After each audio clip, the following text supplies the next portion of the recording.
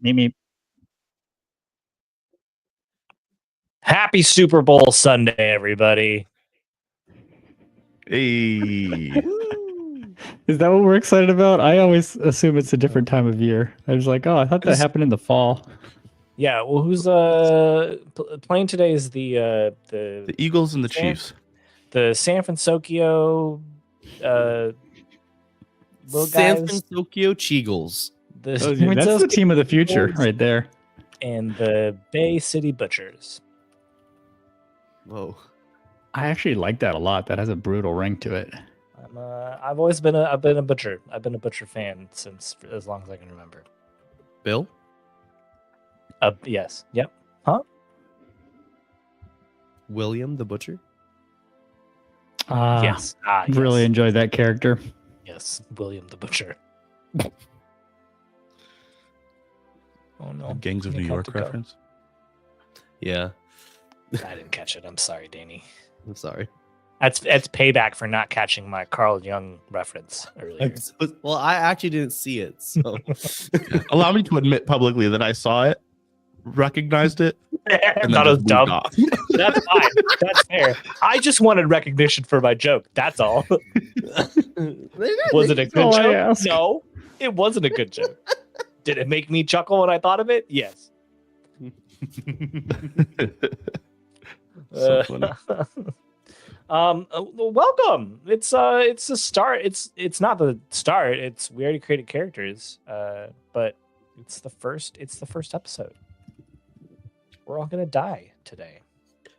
It could be after all that we've poured into these characters. Before we get too far down the road, so Nick is having some technical difficulties, so let's see if we can get those sorted. So maybe we'll vamp a bit and we'll let Nick figure that vamp out. a bit. Do you all do anything for the Super Bowl? Are you doing anything today for the Super Bowl? My mother-in-law's coming over, so that's happening. Okay. Oh, okay. I will be eating out of a regular bowl. Interesting. That's all I got. What are you doing for the Super Bowl? I don't know. Danny is at my house, so I don't know. I don't think we're planning to do anything, are we, Danny? I don't know. I mean, so the thing is, I like we Super not Bowl sure parties that you for can- like. Yeah, we can hear you now. You can hear me. It's I not hear up. Nick. For some reason, the tab Oh. is just not You can't hear giving us. me audio. Wait. Like at all. I don't know. But how did you I respond? was forced to upgrade to Windows 11 because of my job. And I'm very upset about it. Oh, because we give I don't know up what's when you're talking. And the He's just a tab's great not lip muted. reader. You sure the tab's not muted? He can't hear you. Ask that question. Turns out he's just trolling. Yeah, I don't think I know anyone having a Super Bowl party today, so I don't think I have any. I don't think we have any plans. Maybe I actually just texted my sister. Said, "Should we have an impromptu Super Bowl party?" I mean, I'm not gonna lie. I don't really care to watch the Super Bowl. I like it just for the food. You're not even one of those like watch it for the commercials people. Watch it so you can see the new Superman trailer. I can watch that after. That's true. I can watch that after. But you're not in you miss the moment. It's the I moment. guess. Moment, Justin. It's Yes. culture. This is our culture. You hate America? This is extremely expensive culture too. Yeah. Like $10 million This is a the spot. stuff that all of the centibillionaire entities want us to watch and listen. Isn't that important to you? You know what, Them- Steve? You're right. You're so right. Yeah. Prove that you care about the oligarch's interests before it's too late. Yes. It's a good point. I should put money into this billion-dollar industry. That Yeah. No, I don't know. Sponsored by DraftKings. Maybe we'll or maybe I don't know, Nick, Danny. Maybe we'll order like wings or something later. And Yeah, I mean, I just and then texted. watch a movie Aww. instead. Yeah, I just Guys, texted. I I just wanna have texted the wings girls, with and they're you. like, "Maybe we should just eat snacks." I was like, "You know what? That's so true. That's just the only thing I like about Super Bowl parties." So Yeah, I mean, I Snacks. don't have to. I could just eat food regardless. You know what I Yeah. mean? I can eat Super Bowl food without having to watch. they were Super all like, "Is that today?" Like we're all the same in this family. Exactly. I'm so glad we're all on the Exactly. same wavelength. I used to I watch watch for it the a game. lot. I love I think football. And there's nothing. Don't hear me saying if you love football, please enjoy football. I don't know. I used to watch it, and I don't anymore. Yeah. I haven't been to a Super Bowl party since I left the church, which is, I'm just realizing, like, I don't know anybody who's not a church person who's throwing any parties around me. And I don't want to go to their parties. So I think that's a lot of it as well too. Is that I watched it a lot when I was going to church and people were throwing Super Bowl parties. Do you believe in miracles? Of course. Oh man. Anyways, I'm watching the Super Bowl today. Are you eating snacks? Yeah, well, we already got some snacks. I got half a duck. Some chassis bao. I That sounds still amazing. love making wontons later. nice. There's only one thing better than half Can of that. can I come over? A Yeah, quarter of a it's hop, skip, and a flight across the pond. Yeah. That sounds so good. Right there. Do you want to just come back over here and make that food? Well, I mean, I can do that tomorrow. Okay. Okay, real talk though. Can we have all the same food in June when I'm in Chicago area? You're coming in June? Yeah, I'm in Cartwright's wedding. Ah, yes. For all of our listeners, you know who Cartwright is, so you'll be there too. Yeah, he doesn't, It'll he be doesn't great. have I'm not going to Cartwright's wedding, but I might have to figure out getting to Chicago in June. Heck yeah. That'd be so fun if we all. Yeah, we should do something. That'd be. I'm leaving the country in June. We should do a little Dustfire event where we play together live for the first That'd be time. so fucking It fun. would be insane. Wow, I just felt such an energy shift from Justin. Like he's been half asleep for a month, and then he's just like, yeah.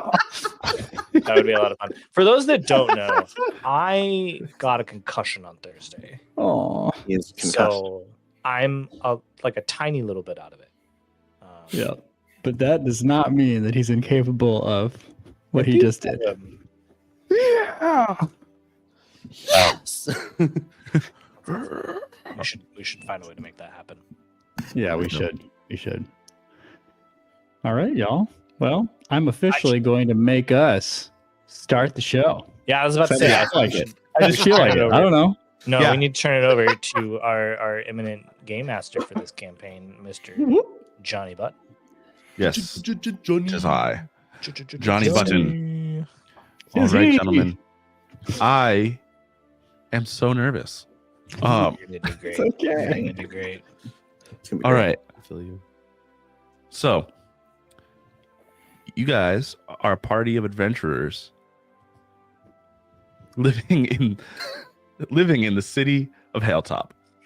Haletop is a city surrounded on four sides by enemies, lands that we will explore imminently. Haletop itself is a growing and prosperous city, despite all odds, despite everything around it working against it. Haletop is thriving.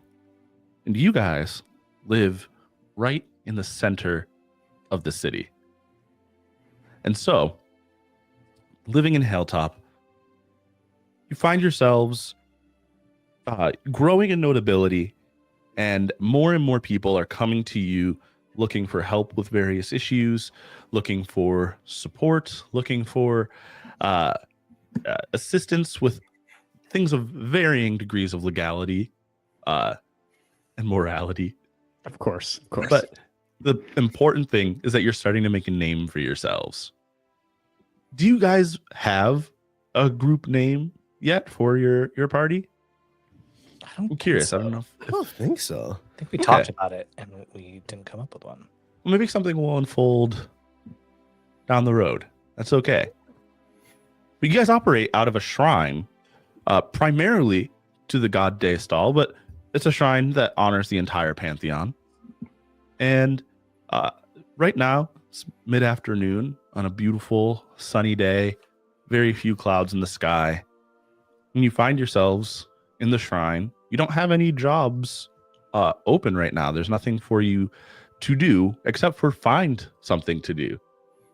So as the camera kind of zooms in on the shrine and we follow the scene in through the front doors and into the shrine, what do we find you guys doing?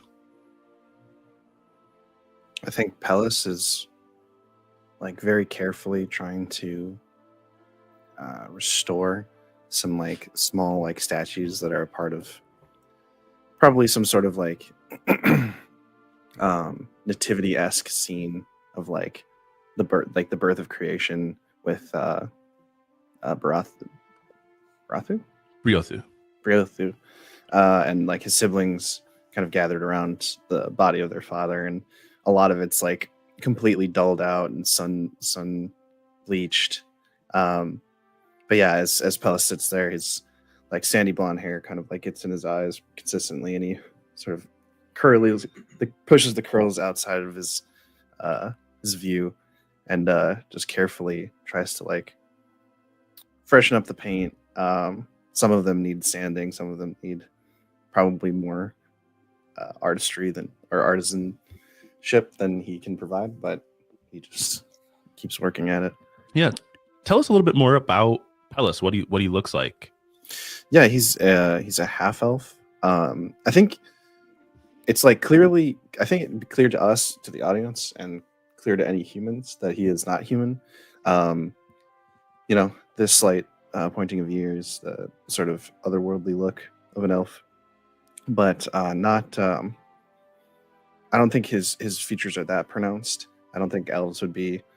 They would notice probably his differences among other humans, but in the presence of elves, I don't know that they'd be very aware of how elvish he is.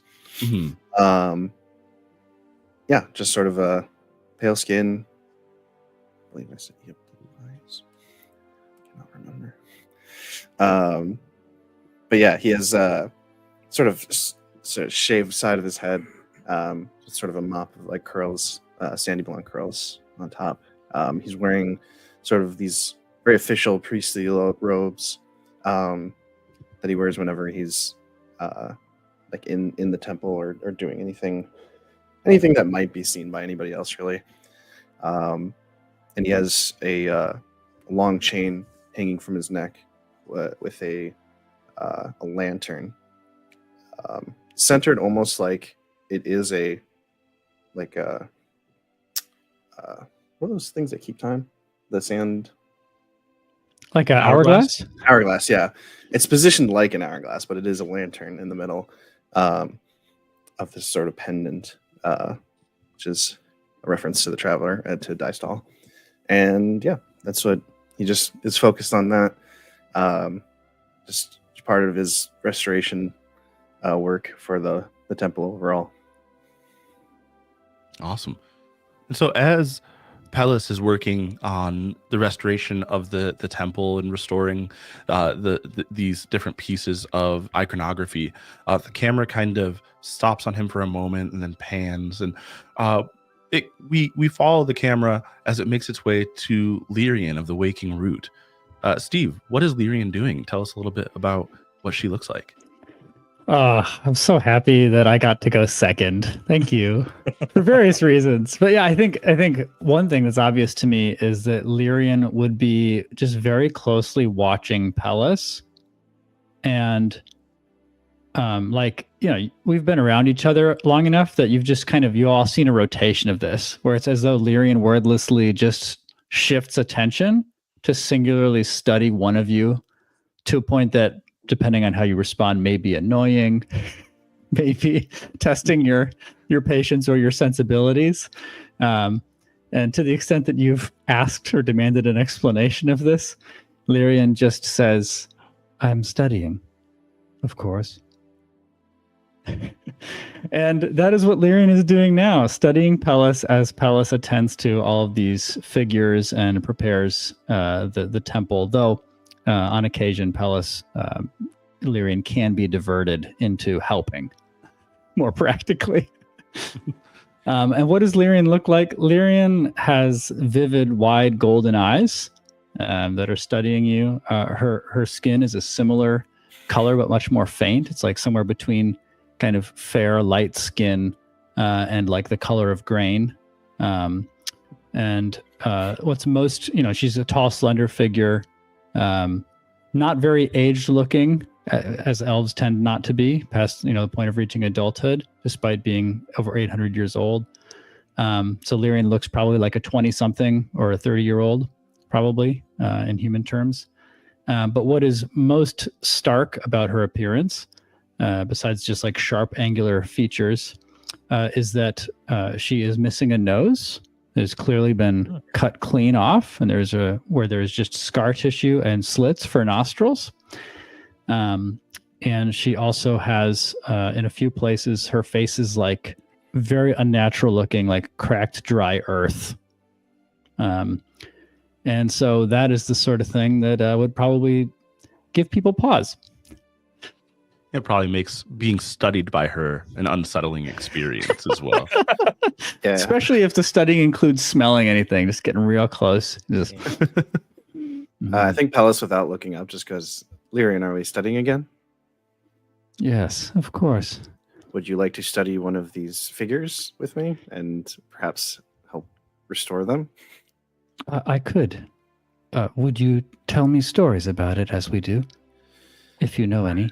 I know plenty. And Good. he would immediately launch into the entire creation myth, like word for word, as it is written. Like basically all of Genesis, he would just run through. Like he knows it by heart. God, Amazing. the heavens and the earth. Yeah. And listeners, we will be sharing said creation myth very shortly. So if you're watching or listening right now, I didn't think it would be pertinent during the introduction. no, Just but start it will reading. be available soon. But yeah, Just read the whole thing right now, Nick. Yeah.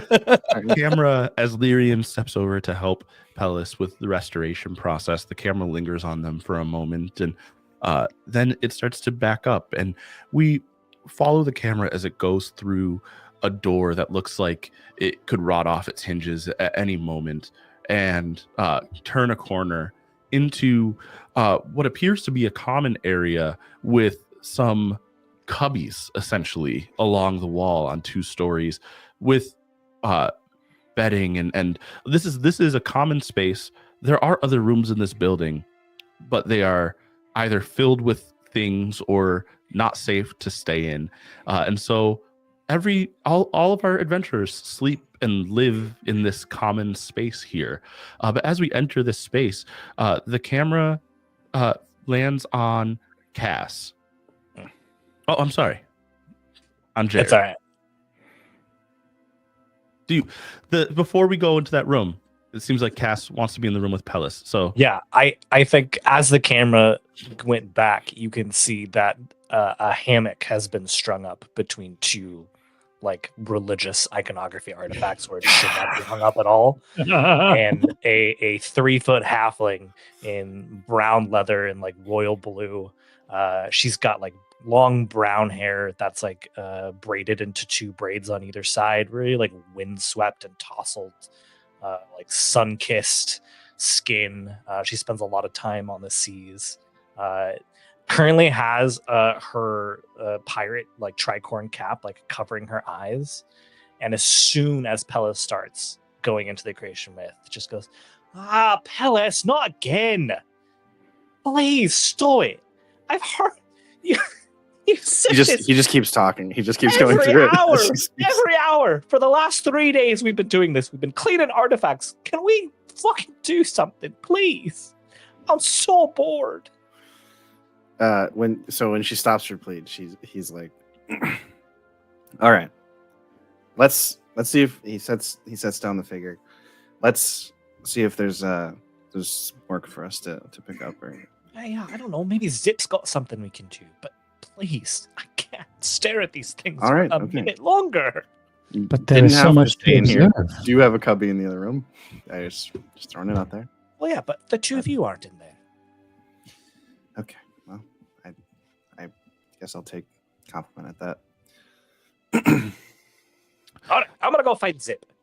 And she just hops off of the hammock and Pellis picks the figure back up and starts going back into the creation myth exactly where he left off. Yeah, I was going to say, like, I jump right back in lockstep with you, and I'm just like, I do not understand Cass's boredom, but I will continue to study this as well.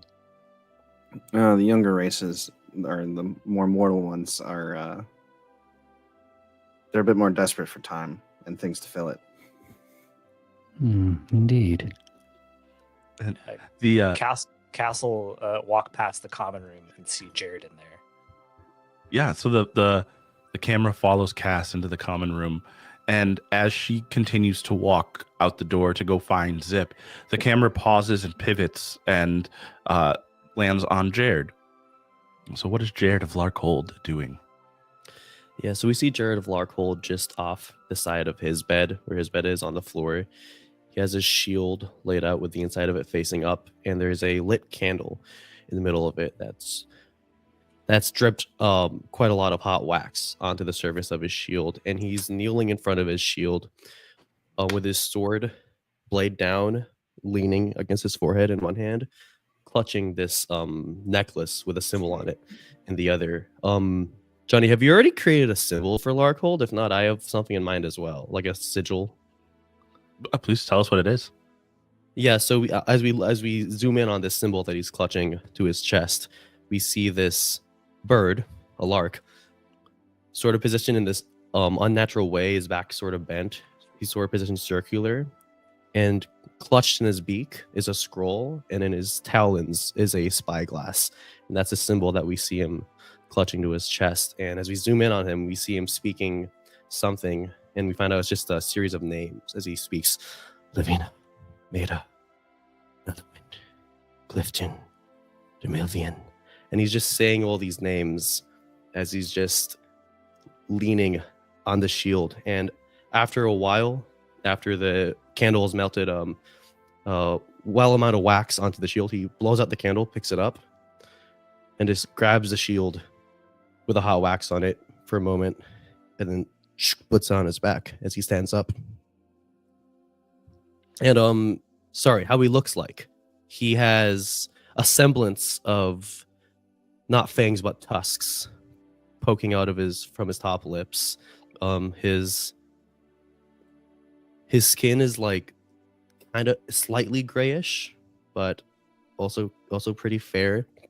And he wears armor that seems like it was once like this shining silver, but it's now a little unkempt, a little rusty, a little stained. And yeah. Awesome. All right. So as Cass, I'm sure you notice, even though you're focused, Cass leaving the shrine. Do you stay where you are and continue? You finish your prayers, but when you're finished, do you stay in the shrine, or do you follow Cass out, or what do you do at this point? Oh, me? Yep. Otherwise, if Cass saw Jared, she would 100% stop and be like, "Oi, Jared, I'm gonna go see Zip. You wanna come? Oh, you're doing your sad prayer thing. Do you need to keep doing that, or do you want to come with me, or?"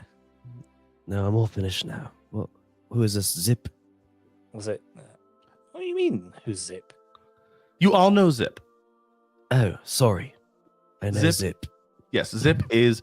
I've aged her up a little bit from our conversation before. 80 years old. Yes, she's 1,000. No, Zip Zip's is. kid. Yeah, it's just the kid. Zip is a 15-year-old urchin girl who lives on the streets of the city, and you guys have invited her to stay in the shrine multiple times, and she continues to insist that she's more comfortable in her spot, as she calls it. But you get information from her. She passes information for you. You've caught her more than a few times around like the market square, pickpocketing visitors and things like that. But that's Zip. Yeah, Cass will just be like, Pellis and Lyrian are doing their studying thing. You're the only one that's kind of fun. You're kind of a dour mood, but at least you'll come with me. Come on, come with me. Let's go. Jared seems incredibly taken aback at Cass saying that he's fun, but regardless, he'll sheath his sword and put his medallion back on, and yeah, follow. If she sees that, Cass will be like, I just meant like, when it comes to killing people, you and I, like, come on. The other two, they just don't want to do that. They want to study. You and I, a little murder here, there. All right, let's go. Let's go. All Awesome. right. Yeah, so you guys, you make your way out. You start searching for Zip. You know that Zip spends most of her time in the Copper Ward, in the poorer, more crime-ridden corner of Haletop. And so, I mean, you know exactly where she tends to. She has a spot, little kind of like nest that she's made in an alley off of the market, the main market. And she tends to spend most of her time there, but she also runs around, and that's why she got the name Zip. She's always zipping around. But you guys spend some time searching for her, and it doesn't take you very long to find her. You see her sitting near the black market, eyeing some of the patrons who are going stall to stall there. Just stand right next to her and be like, "Who are we watching?" And she doesn't look over, and you notice like she's Zip is a 15-year-old human girl, so she's almost a foot taller than Cass at this point. Yeah. But probably about 2 feet shorter than Jared. And she doesn't look at either of you, and she just says, "You see that guy over there? The one with the fancy coat? Aye. He looks like he's got money, no? Hey, what you want to do? The old 1-2? I mean, we've got 3 of us." Oh, the 1-2-3. Yeah, Jared shifts a little bit, and the sound of his armor resonates. And I was thinking with Jared here, we could do help me. That old routine. I love Help Me. That's a good one. All right. Jared, you remember how to do help me, right? Yes. Good. Help me! And she starts she kicks you in the shin and starts running towards the. Kicks Jared in the shin. Yeah, kicks Jared in the Jared shin. will sort of look like, oh, that's my key, and go, oh, get back here.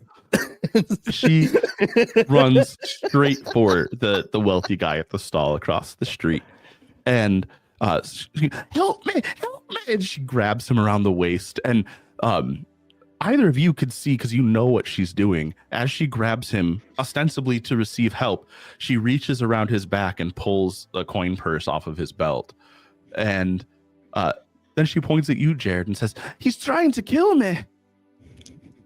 And the man puffs up and looks over, and he comes at you, Jared. He immediately is like, "Of course, I'll help you as much as I can," and pulls out a dagger that looks more to you as a seasoned veteran. His dagger looks more like a letter opener than anything that could really be practical in a fight. But he comes. Yeah, Jared will just draw his sword and point it straight out towards him. All right, Jared, I need to hang on. Let me pull something up here. Yeah, he casts a spell and you are dead. No. Oh my god. Power word kill. No, Cassidy. Yeah, he cast "Your organs are on fire now." No, I want you to make a intimidate check. All right. And it's a risky standard. Yeah. All right. Yeah, I'm glad I don't have any pips in that. So risky standard. So playing a new system, I still just roll 2 dice, take the lower, right? Yeah, if you have no pips. Okay. A 4 and 3. Okay, cool. 4. So that's a partial success. So you do what you were trying to do, but there are consequences, trouble, harm. Oh, you're right. I'm sorry, Justin.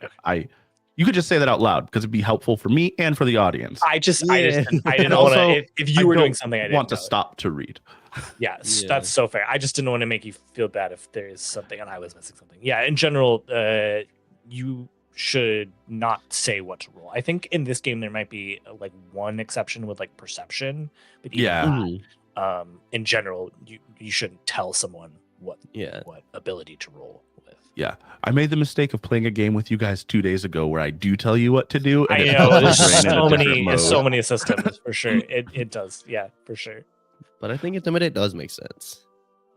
Yeah, roll whatever you want. If it's intimidate, then it's intimidate. Yeah, I think intimidate makes sense. Okay, yeah. So, oh, hang on a second. I'm sorry. My children are at the door. Dad, let us in. We want to play the game. That's how children talk in my imagination. Father, Just how they talk. Father, Father, I request your attention. Father. Heed my words, Father. Heed my words, Father. Witness me. It's me, Father. My 3-year-old Johnny- came to let me know that she just ate hand sanitizer. Oh, good. Oh, no. Wasn't Okay. chasing. Her and every other homeless person in Milwaukee. Roll 2d6. Johnny, just so too we can get in the habit of using the new deep cuts threat roll. What is the threat? Getting stabbed by this guy. Okay, perfect. I just want to, Nice. Yeah. But there is an additional threat that is going to come up. It's not going to be unexpected, I don't think. But you rolled a 4, and so you draw your sword, and the guy takes he puts his hands up. He just drops the dagger, and he takes a step back. And I don't. It's Never I'm approach me sure with a we can blade. all. Right. And he just starts like not running. He's too dignified to run, but he very quickly walks out of the market. But as he's making his way out of the market, you see from both directions some of the city guard coming in. Oh shit. These guys are they're city guard, so they're not like heavily armored, but they're wearing chainmail with a standard draped over them in front of the chainmail, carrying bucklers and swords. They're all helmeted in very Skyrim fashion. They all look essentially like the same person. Yep.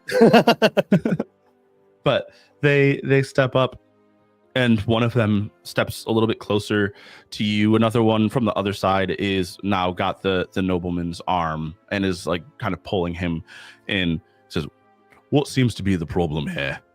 Well, we were just practicing our new play. Really trying to get into the whole. We're just trying to get into our characters a little bit, So we thought we'd come to the market, play out the scene. Just Seems like it went well. an early right? performance. to cause a disturbance. Well, Sure. no, it's it's a performance for a play later on. We're just practicing right now. Of course. I think that this is going to be a role. That's fair. Brilliant. I'm excited for this role, come what may. I imagine the threat is that they won't believe me. Yep. And then they will arrest you. Yeah, that's fair. I think I'm bluffing. Okay. Yeah. I think then. I mean, really, I think it's risky standard. Yeah. Trying to remember the new rules. I gotta remember this as well too. Yeah. Yeah. For the audience, we are all familiarizing ourselves with a new kind of it is a double duty of new systems because it's a new system, a new game, and then Mhm. new rules that we've superimposed on top of that game, and it makes it feel like something extra new. Yeah, we're not making this hard on ourselves at all. Yeah, at all. Do you think Jared would assist? Yeah. Let me just. You just push yourself to assist now, right? I No, sort you of- don't at all. right? No, you don't. Oh. You don't do anything at all. Oh, it's I'm at risk at getting at Tell the receiving- GM what benefit you're hoping Okay. for, and say what you're doing to help. And if you can do that, I might just get an extra dice or improved position or effect. Or a devil's bargain. Yeah, Jared is gonna, because he's not that great at bluffing, he's just gonna try to say things that are objectively true.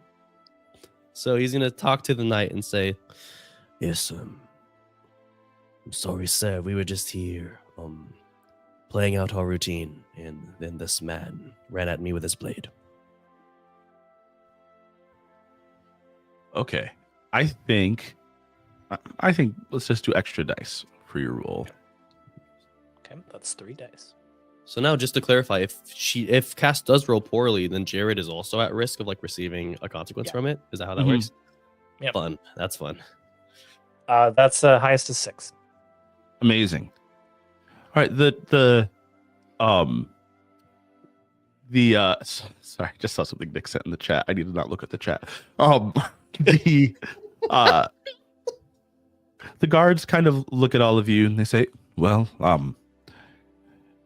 make sure your rehearsals are in some of the designated space. You can use the spaces for the barkers if you need to, but when you do these things out in public in front of everyone, just in the market, it gives us the impression that there's a disturbance." Oh, apologies. Of course. There's a real life artistry to it, so we just wanted to get into it a little bit. But I apologize. We'll make sure it doesn't happen again. Oh, I appreciate you being understanding and reasonable enough to explain what was happening to us. Oh, God, and I appreciate you coming to check, because if a real child was in danger, that would be, well, just let me express my gratitude to you. Thank you. This whole time, the nobleman has been kind of just like, he hasn't interjected at all because he recognizes that you guys are also getting him out of trouble. And so, but he looks confused. But the guards let go of him and they step back from all of you, and they keep kind of looking back and kind of like they're still wary of you, but you've talked your way out of the situation. All right, Jared, we got to leave now. And Get out of Cass will here. turn around Zip. and walk away. But before, she'll look at the nobleman and wink and then walk away. And he blushes, his cheeks just turn red immediately. But Then he explodes. He's dead. No, he just turns back to the stall that he was originally trying to go into, and you hear him immediately start negotiating, and you know in your head that he is not gonna be successful ultimately in being able to buy anything. But in the midst of all of this, Zip has disappeared. And as you step away, you see her in the alley, like kind of like hail you and then take a step back. Well, should we get our reward, Jared? By the way, good acting. I think that's the best you've ever done. Let's go see Zip. Oh, all right. I thought you were too in character still to respond to me. He sort of like rubs the side of his temple a little bit and then starts walking. It's a play within a play. As you guys make your way over to Zip, she's got the bag of coin and she pulls out two gold and flicks one over to you, Cass, and holds the other one towards you, Jared. She doesn't trust you to catch it. Yeah. He In your big meaty paws. he grabs it with his gauntlets. But yeah, no, actually, you guys mark 1 gold each in your inventory. hell Amazing. real. Hell yeah. I'm generous today. And she looks between you and she goes, "So I assume you came looking for work. You're not just trying to help me get a score." No, of course. Yeah, I was going to say, as fun as this is, you got any other big jobs for us? Something that maybe the 4 of us can handle? You know, I don't have any work myself, but I have heard rumor that Vesper's looking for someone to do a job. Don't know exactly what it is, but she doesn't want to send any of the Ash and I to do it themselves, so she's looking to hire. And that you know that Vesper is Vesper Shadowclaw, the crime lord who operates here in the Copper Ward. Well, if Vesper's looking for someone, that's it's got to be something big, especially if she's willing to hire a third party. All right. Rumor has it that it's something that needs to be done in here in Haletop, but she doesn't want to send anyone of her own people because she doesn't like them operating in the city outside the Copper Ward. That's fair. That's fair. All right. Thanks for the tip. Castle, send the coin back. And flip Okay. The coin back. She catches it, and like it, you see her catch it, and then she just like opens her hand and puts it down to her side, and the coin is just gone. All right. Stay safe. There it goes. What? Where did it go? It's just sleight of hand, Jared. The stoic paladin who has no object permanence.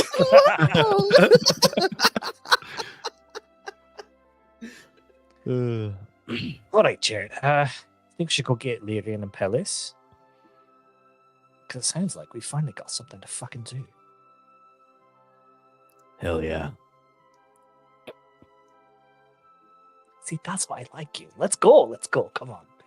And just brimming with enthusiasm, Cass is running back to the Jared shrine. walks back.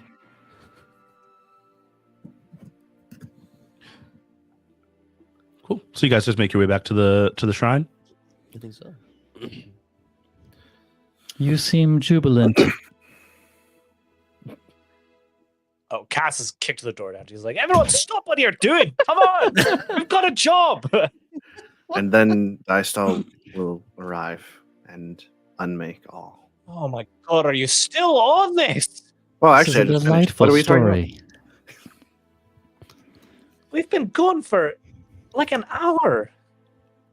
I Does mean, that whole story take an hour?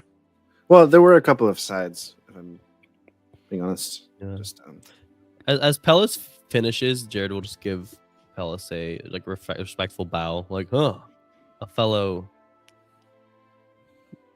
long reader." In his mind, he thinks. So he doesn't finish the sentence. He just switches to no, doesn't even internal say story. anything. Ah, You said that was in a his head. fellow. He doesn't say anything. He just gives him a nod. Oh, a fellow. But Ellis is like, yeah, Thumbs up, buddy. yeah, okay. What do you have for us, Cass? Castle hop up on top of like a table. Ah, Or- more stories. Stand up. She's always going to make a show of it. Oh, Zip's hiring someone. Sorry, Zip said Vesper's hiring someone. I'm sorry, I'm just really excited. Who is Vesper again? Vesper, Shadowclaw, the crime lord. Oh.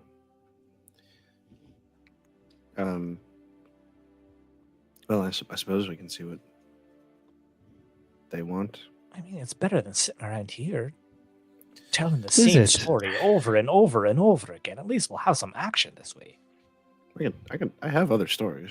It's just that, I don't know. It Okay, seemed all right. pertinent. We were restoring the figures about the creation. Regardless, here still is an unfinished job, so we still have things to do. All right. I'm just saying, coins are on a little low the last few days. We had to pay for them to take out all the like broken wood. So we need some coin, all right?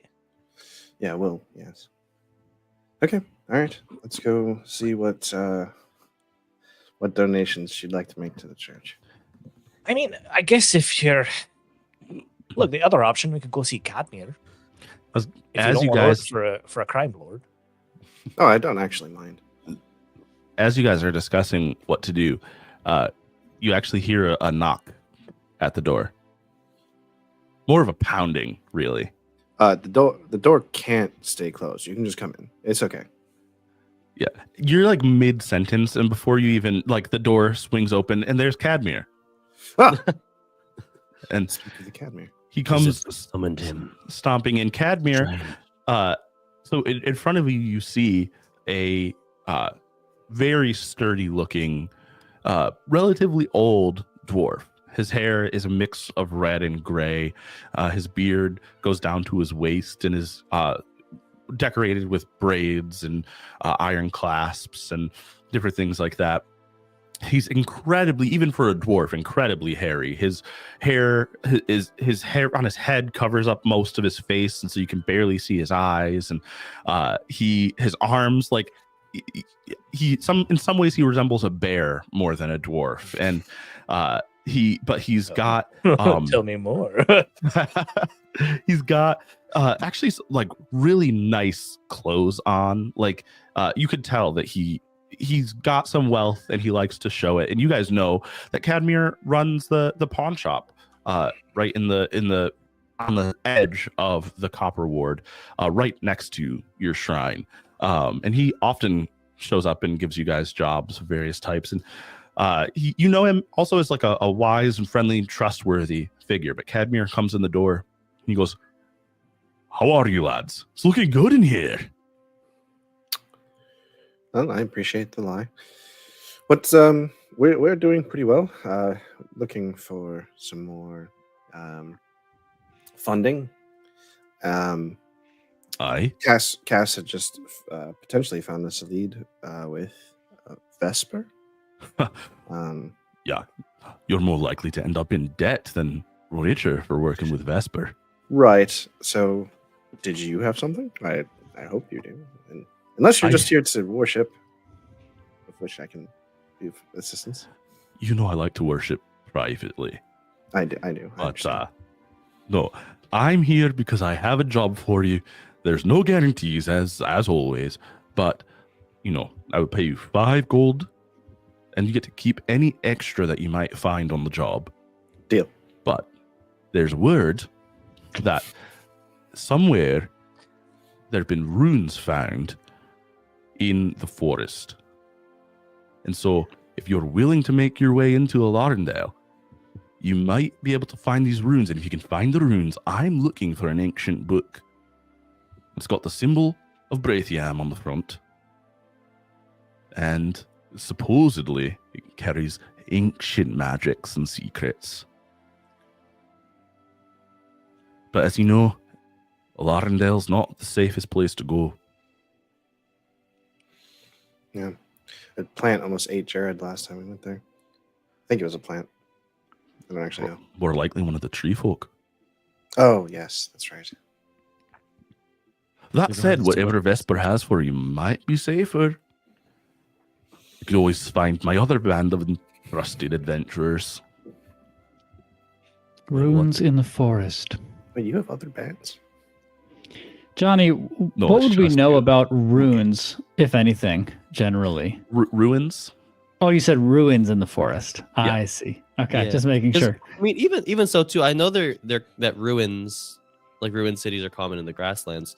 Is this kind of out of the ordinary to be hearing about this, like ruins in the forest? Not necessarily out of the ordinary. You know that the elves had ancient beyond ancient civilizations in the forest for eons. Right. So these are most likely elven ruins. Not necessarily, you won't know until you go and pay them a visit. If you do. But Yeah. I would be very Oh. interested in this book. If we obtain it, may we also read it? that's the thing. My apologies, last, but it's important that the book not be opened until I get my hands on it. Ah. Strange dealings. I have much to learn about the still folk and their preoccupation with money and rules. Can Larian read it after you've gotten it? Or with you. That all depends. On what? I'm not sure Yeah. yet. All right, all right. I see. Okay. But the answer is know- most likely. Do you know if the ruins are above the canopy or within the forest? They're within the forest. The canopy covers it all. I don't think there's any ruins above. All right. What I do know for sure is that the rumor, at least, so I guess I don't know it for sure, but the rumor is that the ruins are on the edge of a lake. You find the lake, you find the ruins.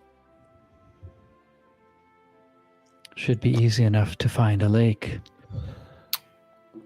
I mean, Cadmir, I think you're gonna have to let us discuss this as a group Let us first. think about it a little bit. Sure, of course. I'm like falling into the accents I hear around me. Let us think about it a little bit. A little bit. Just a wee bit. Just a wee bit. Take your time, but let me Come know find- as soon Yeah, as we'll you come can. find you, of course. And I was mostly joking. I wouldn't be offended if you wanted to talk to Vesper before you make any decisions. I mean, we were 100% gonna talk to Vesper first. Oh, we were. Yeah, we should at least hear her out. I No? do like Cadmir much more than Vesper. I also feel like Vesper might be less willing to have us hear the job and then not do it. Vesper is a reasonable sort. All right. I don't know how much you've all dealt with her so far, but Crime Lord is a title, but not necessarily a description of her personality. She's kind of the best. I've hung out with her a few times. She's nice. All right. Well, I suppose it's a shame on me. I feel no shame about An this. important lesson for us all to learn. Yeah, Don't and judge that a is part of book. the problem. Don't judge Alright. a book by its title. Unless the runes are on the book. The symbol. Yes.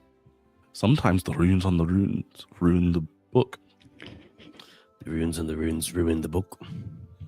Are you Runes and mocking me, runes lad? Would that be ruin- a I rune? Runes think, and I think he runes. was. Jared, apologize. No, I was just clarifying what you were saying. As I had trouble. Oh, yeah. So you wanted Yeah, it to was a vocalize little it bit of a because you tongue weren't twister. sure. Yeah. Yes. I understand. I might have liked you more if you were mocking me. Anyway, make your discussions, make your decision. Let me know what you decide. I got a shop to run, and I don't trust that idiot behind the counter for too long, so I'm going to go. No, you really shouldn't. See you, Kat. Thank you. Good day, lads. And lasses. And lasses. I'm learning. I'm sorry. As he walks out, you hear him grumbling something about how adventurers in his day were all men. And Oh no! Oh There really no! He's a boomer. He's He's a bro boomer. Old-fashioned ways of thinking, but I kind of like him. He kind of grows on you a little bit. I do not mind the gendered terms.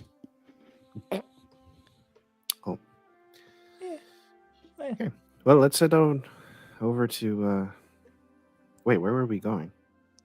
so if you want to go talk to Vesper, you're going to have to make your way to the den, which is deep in the Copper Ward. Yeah, Pellis actually asked that question. Oh, okay. Where do we fine. find Vesper? Oh, she's at the den. It's like Oh. on the heart of the copper roll. Alright, cool. So let's It's head safe. out. Just stick with me. You'll be fine. Don't, Oh, I'm not afraid. Lyrian, don't ask people questions when you run into them. All right, just keep to yourself for a little bit. I will restrain my curiosity. All right, I'll answer any questions you've got when we get back. Very well. That is a commitment I don't think you'll actually follow through with. No, I know, but yeah, you have to see it, right? I don't think you do.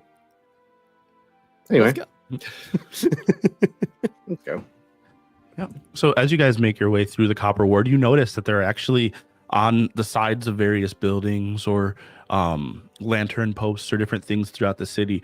You will see these little, you have to know where to look for them. But if you know where to look for them, you'll see these little symbols of like white symbols, ashen symbols of an eye. And the direction that the eye is looking is the direction that you need to go to find your way to the den.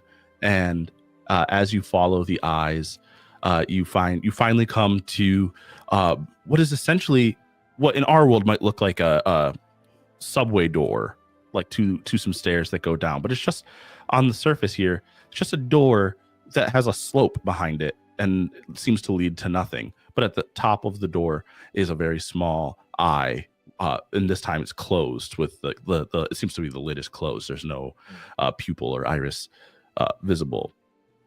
But this is the den. And so you make your way in and you walk down some stairs into what is a surprisingly open and well lit space. There is lit by a combination of candlelight and magic lamps that are set around the the place. And the candlelight seems to be mostly for ambiance, not so much for light. But you see people all around. There's a bar on one side of the room, and tables and people sitting in various degrees of comfort. It seems like this is where the kind of the upper echelons of the organization known as the Ashanai tend to spend their time. As you walk in, people look up, but you are not unfamiliar to any of them at this point, and so nobody stops you. And towards the back of the room, you see a woman sitting on essentially a throne, kind of just watching the room, and that is Vesper Shadowclaw. And then as you approach Vesper, you get closer. Vesper is a mix of races. She has distinct features of several different races. She doesn't seem to be like simply a half elf, half orc, whatever the case may be. She has the angular face and eyes that are common among the elves. She has the broad and gently pointed ears of the halflings. She has large hands with 6 fingers on each hand, showing some level of dwarf heritage. And then she also has a very slight underbite. And even though nothing protrudes, you can see bumps under her bottom lip that point to either tusks that have been filed or underdeveloped tusks in her mouth. And so there's some level of a multiple heritage thing going on. Both of her parents probably had multiple heritages, and she shows signs of all of the heritages that her parents had. But she sits there, and as you approach, she doesn't smile, but she seems to know why you're there as well. But she waits for you to speak first. That's quite the chair. It is. Oh, I apologize. I am Pellis. This is Lyrian, Jared. Yep. And that's Cass and Jared of Larkhold. I know who all of you are. Okay. Are you here for a job? That is correct. We heard about a job. You were looking for a party to perform some sort of action. Cass actually knows more details than I do. Actually, don't. That's kind of why we're here. Just Oh. heard that you're looking for a group to do something for you in Haletop. Didn't want to send your own men.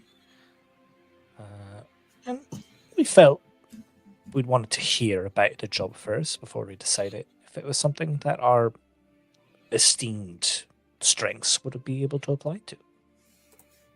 Sure. You know, I wouldn't want to hire you if you were willing to do the job without more information. So I'm glad you came to ask questions. How comfortable do you feel in the Silver Ward? Or in the Silver, not Silver Ward. Oh yeah, Silver Ward. Well, honestly, depending on the payout, as comfortable as you need us to be. Well, I was actually born there, so grew up there. Very, very comfortable. But don't you have that thing with the guy over there? No, that's in the elect. Wait. The Silver Ward is where your rival is. Oh. Well, she just doesn't like me. Probably wouldn't be an issue. So isn't she like the one in charge of everything there, though? Well, kind of, but Do you all want know to why hear that what would the matter. job is Yeah. before Sorry, you yes. discuss the Yes. intricacies of your relationships with the people there? Please tell us about the job. Yes, there is a nobleman living in the Silver Ward, recently moved there, named Ernas Hamorl. I'm not sure if any of you have met him. Nope. But for spelling for you guys, ERNAS space HAMMORL. That was pretty close. Nice. So, Ernas is said to have he has a will. He recently inherited an estate, and according to my sources, the will only has one copy, which means if we can get our hands on the will, we can forge the will. And if we can forge a new will, we can change who the estate's passed to. I need some people to get into Ernas Hamorl's estate locate and steal the will. Bring it to me.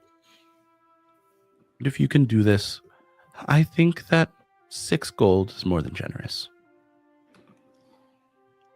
Will this leave him destitute to your knowledge? He was already wealthy before he inherited anything. It'll just mean he makes his way back to the capital city instead of bothering us here. I see. Can we? Not that I'm in the business of thievery often, but if we do find anything valuable in the home, we also be free to take what is helpful. I'll put it this way, Pellis. If you're not worried about your gods punishing you for taking something that isn't yours, I'm certainly not worried about it. Just don't take anything that would devalue the estate should it pass into the right hands. I see. Of course. Johnny, do we have indications, whether from the space around us in the den or from past interactions, of Vesper being particularly wealthy? Is there any kind of extravagance that we can detect? I mean, you can tell that, contrary to what one might expect, the den is well appointed, and everyone in here is wearing very nice clothes at the height of fashion, and so and it is a sign of that wealth that they can have magic lighting as well as feel free to waste candles for the sake of ambiance. Okay, that helps. I think Lyrian will try to keep her voice down, as though having a quiet conference among you, regardless of whether or not it actually keeps it from being heard by Vesper. But it's like an attempt at discretion based on the patterns she's seen among the still folk, which is, by the way, the word I'm using for people who generally stay rooted in one place for longer periods of time. And so she just whispers to you all, as though huddling for a moment. It does not matter to me whether we fund this shrine in this way. I am happy to do the work. It seems that the funds passing from one to another, both of them being wealthy, is a matter of little consequence to the greater earth. I appreciate that large perspective, I guess. Yes, thank you, Lyrian. Vesper, there's just one thing bugging me. And that is? You got to be expecting some resistance, right? Otherwise, why wouldn't you send your own? Why are you hiring outside for this? You don't know me well, and so I wouldn't expect you to know why I do things the way I do. But I find that in order to keep people out of my business, it's important that they don't know I'm in theirs. And so, when operations are being done within Haletop, I do not send the Ashen Eye to do those doings. Fair. That's right. All right. Well, I think my associate and I have to discuss, but Yes, do you have that's any more exactly what I was questions? going to say. Of course. Discuss and feel free to send word with Zip once you've made a decision either way. Yeah, wonderful. I was going to suggest, too, that we could just get a drink here and talk for a moment. Feel free. And then she kind of just snaps and points at the 4 of you. And then she looks back at you and says, they won't charge you. Have whatever your pleasure desires. Thank you. Jared does a little, like, off to his side so no one sees fist bump.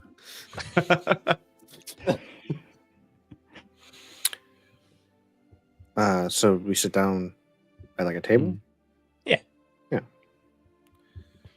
I'm guessing we all lean in, so like Yeah. what we're talking about isn't Yeah. too hard. So we're taking this job, right? That's I mean, it's I more coin. understand it. I understand it pays more, but there's a risk of, causing more tension with the law here where we have a shrine. The other job, it's in the forest. It, from my point of view, might even mean well for everyone involved, really. There's this tome. Who knows what knowledge, what secrets it could hold. That's my input. It's only one coin more. Why risk so much more, I'm going to put in my 2 cents, and I really don't care, because both of these sound fun. So whatever we decide to do, I'm down. It is more coin. Cadmir's not going to be upset if we do this. He's a friend. And I think getting the Ashen Knives on our side is not a bad move. Yeah, we might get some more heat, but having the Ashen Knives there to protect us isn't the worst thing in the world. I would agree generally. Also, I Ashen believe, Eyes. yeah, I believe they're called Ashen Eyes. Ashen Knives, sorry. Ashen Knives. Sorry. I think some of them hold knives, but not always. I, I'm pretty sure they always have. Justin wrote down notes, but just didn't look at it before he started talking. Jared, I also believe I think she meant like 6 bags of coin, not like literally 6 coins versus. Oh, sorry. Yes, when I 6. Yeah, I think. Speak, it's I mean bags of coin when I say 6. right. Sorry. As we all do. It's definitely just like a colloquialism and not a game mechanic. Yeah, it's just strange terminology that we use. Yeah, it's strange. I kind of like the idea a lot. It seems a lot less dangerous. It seems pretty easy. I feel like I have some magic that would be very helpful to do this. The Vespers job. Yes. And it pays more. Which really, Yes. it's all I want to do is get more money. Cadmir will have something for us next time, too. He's True. always got something for us. Also, depending on the timing, I don't know that this job, the job he offered will disappear. It might. I know these things go fast, and apparently he has side adventuring parties, which is It probably will. But whatever we decide as a group, I'm down. Like I said, that's my 2 cents. But Larry and Jared, if you've got any qualms, I'm happy. I'm happy to go to the forest. While I am tempted by the book and what secrets it might hold, I try to avoid the forest as of late. Perhaps this thievery will do. Whatever helps Pellis build his shrine. All right. Well, that seems like the majority. So, Are you worried about being sneaky, Jared? Is that the problem? I think I should be fine. Maybe I'll have to pack a little lighter, but If I could. Yeah. All right. yeah, I think Jared, since he's joined up with the other 3, he's sort of been pushed more and more into like, all right, let's do this like sketchy thing or this like, whatever thing. He's like sort of Just always chipping been away. like, okay, this slowly chipping away at his morals. It's also really funny that he was. Maybe Pellis goes into this in character. He's like, it's also interesting that she like called me out on gods caring about thievery. There's only like one god that would care about thievery, or well, I suppose some might have more of a problem with it, but Dystall wouldn't. So I don't know. That's kinda interesting. If I understand rightly, it simply depends on what is being stolen and from whom. Correct. Yes, Mm. there are certain exceptions. And anyone who would steal from the gods, for example, would likely upset them. That does even sound considering fun, that. though. I will say, Dysol is the patron of the wealthy, so might care about this thievery. But like, Love it. it's also just straight up the god of coins. So like, does it really matter who has the coin? You know, if you can't hold on to it, maybe you don't. You know, say a prayer before you do it. Should be good.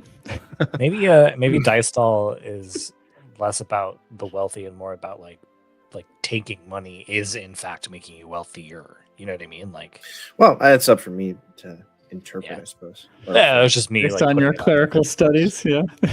whether or not that is factually correct is kind of up there. Until there. All that's right, let's arised. tell Vesper. Okay. I'll go in front of Vesper. No, we're all going. All right. We're all going. I just want to say that Lyrian is already blasted from the alcohol. Like very likely did not drink at all in the grasslands, especially in her previous office as someone who needed to provide counsel to the leaders. And so, being exposed to alcohol so much in these this den space or similar spaces is very novel. So figuring out how much to drink, how fast, still an art. Yeah, as you guys make your way back to Vesper, she is engaged with conversation with one of her underbosses. But as you guys walk up, she kind of just puts up a finger and they immediately stop talking. I see you've made a decision already. Lyrian is nodding with her eyes closed. We've decided that we'll take your job. It is Wonderful. decided. Yes, I heard. Thank you. Yeah, Lyrian, that's what I said. I'm very pleased with your decision. I think this could be the beginning of a very lucrative relationship. We agree as well. It's honestly surprising. We've never done anything for the Asheneyes to begin with. But send the details to Zip.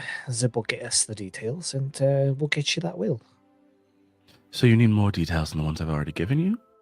Well, where Or is you're not paying attention? where's the estate? If you've got This- a way It's in already. It's in the Silver Ward. You'll find your own way in. And where estates are is a matter of public record, so I'm sure you can figure it out yourself.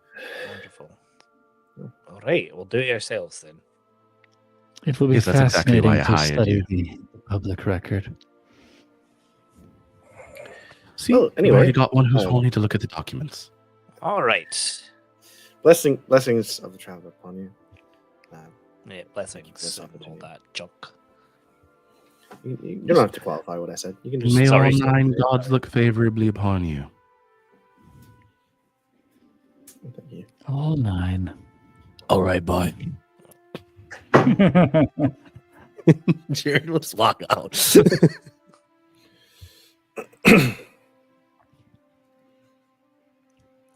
Lyrian gently hooks a hand around your arm to receive some guidance on the way out, Jared.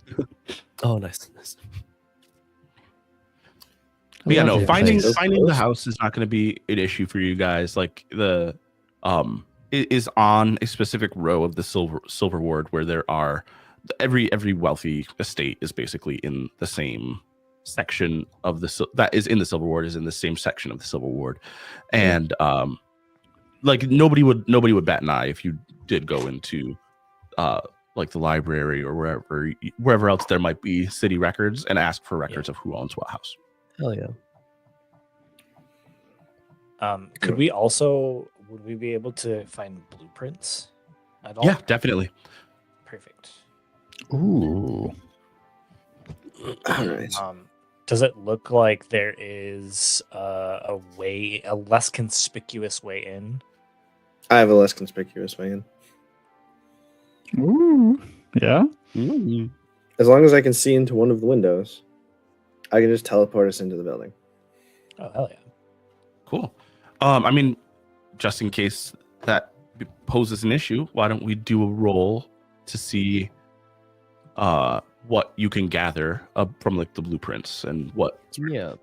Oh, we Yeah. should also probably stake it out, get a sense of if he has a schedule, Yeah. if it's empty at certain times. There'll probably also be a gather. Yeah. Is gather information still its own role? It's not a roll at all. So Johnny will just tell us what's obvious to them, I including see. what we know, what we intuit, and what we suspect might be true. If we want more than that, then he can give us a devil's bargain, a lead, so someone who would know that, or a long-term project.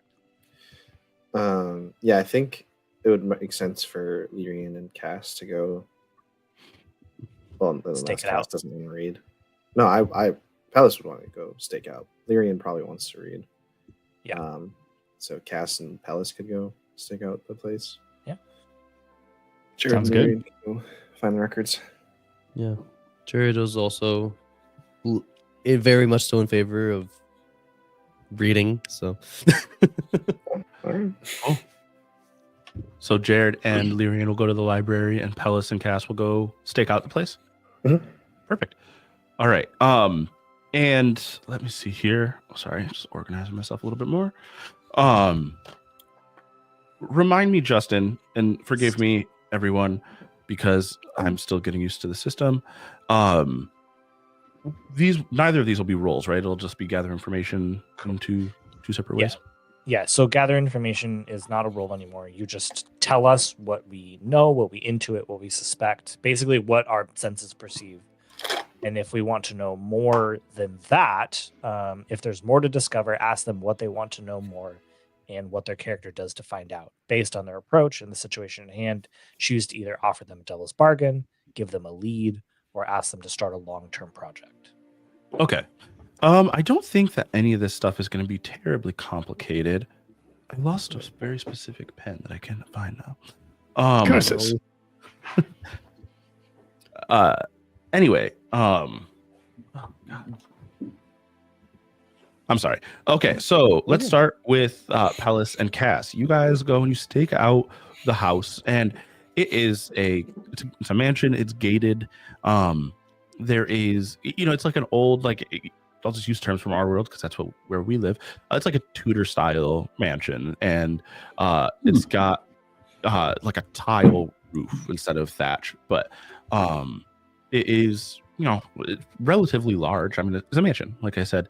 And you notice that there are dogs roaming the property, and you can see that there are at least 2 of the city watch posted by the gate. And as you look, you can tell that there are city watch probably patrolling along with the dogs, even though there's none in the front or wherever you are at the house right now. Whatever angle you have on the house, there's no city watch in that part of the property at the moment. But if you look in the house, you can also see quite a bit of activity inside. And it's not clear from where you are, maybe without some additional help, whether that is people just like cleaning and moving things, whether that's more city watch inside, but there's definitely activity inside. Do we ever see help coming in and out of the house? You do see servants, again, not clear what their role is, but definitely servants of some sort coming in and out of a servant's entrance towards the side of the house. Okay.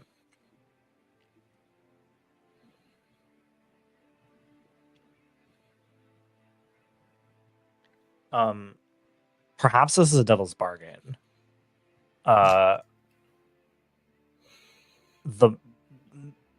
Would I be able to disguise myself as a servant and get a little bit of a lay of the inside? Yeah, that'd be awesome. Could definitely do that. I think you could do that, but this is the first time I've ever made a devil's bargain from this side of the table. Yeah, you're good. I think if this makes sense as a devil's bargain, I'm going to set a clock for Oh, sure. Yeah. they notice you don't belong. So you can enter the house and get the lay of the land, but there will be a clock on how, basically it's going to be a 4-segment clock before either a servant or a guard notices you are not required to be here. Cool. And I'm assuming you're already going to tick that as well. Yes, I'm going to tick one on it. Perfect. I'll run it by Pellis first. I'm like, I think I might be able to sneak in there and just get a quick look inside.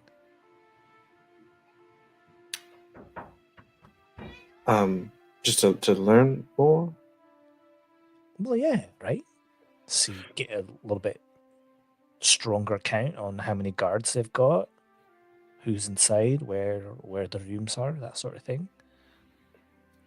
Well, as long as you're careful and conservative in what you try to do, it's fine. Please, I'm Cass Brainbane. Of course I'm careful. And she'll start loading her gun. Right.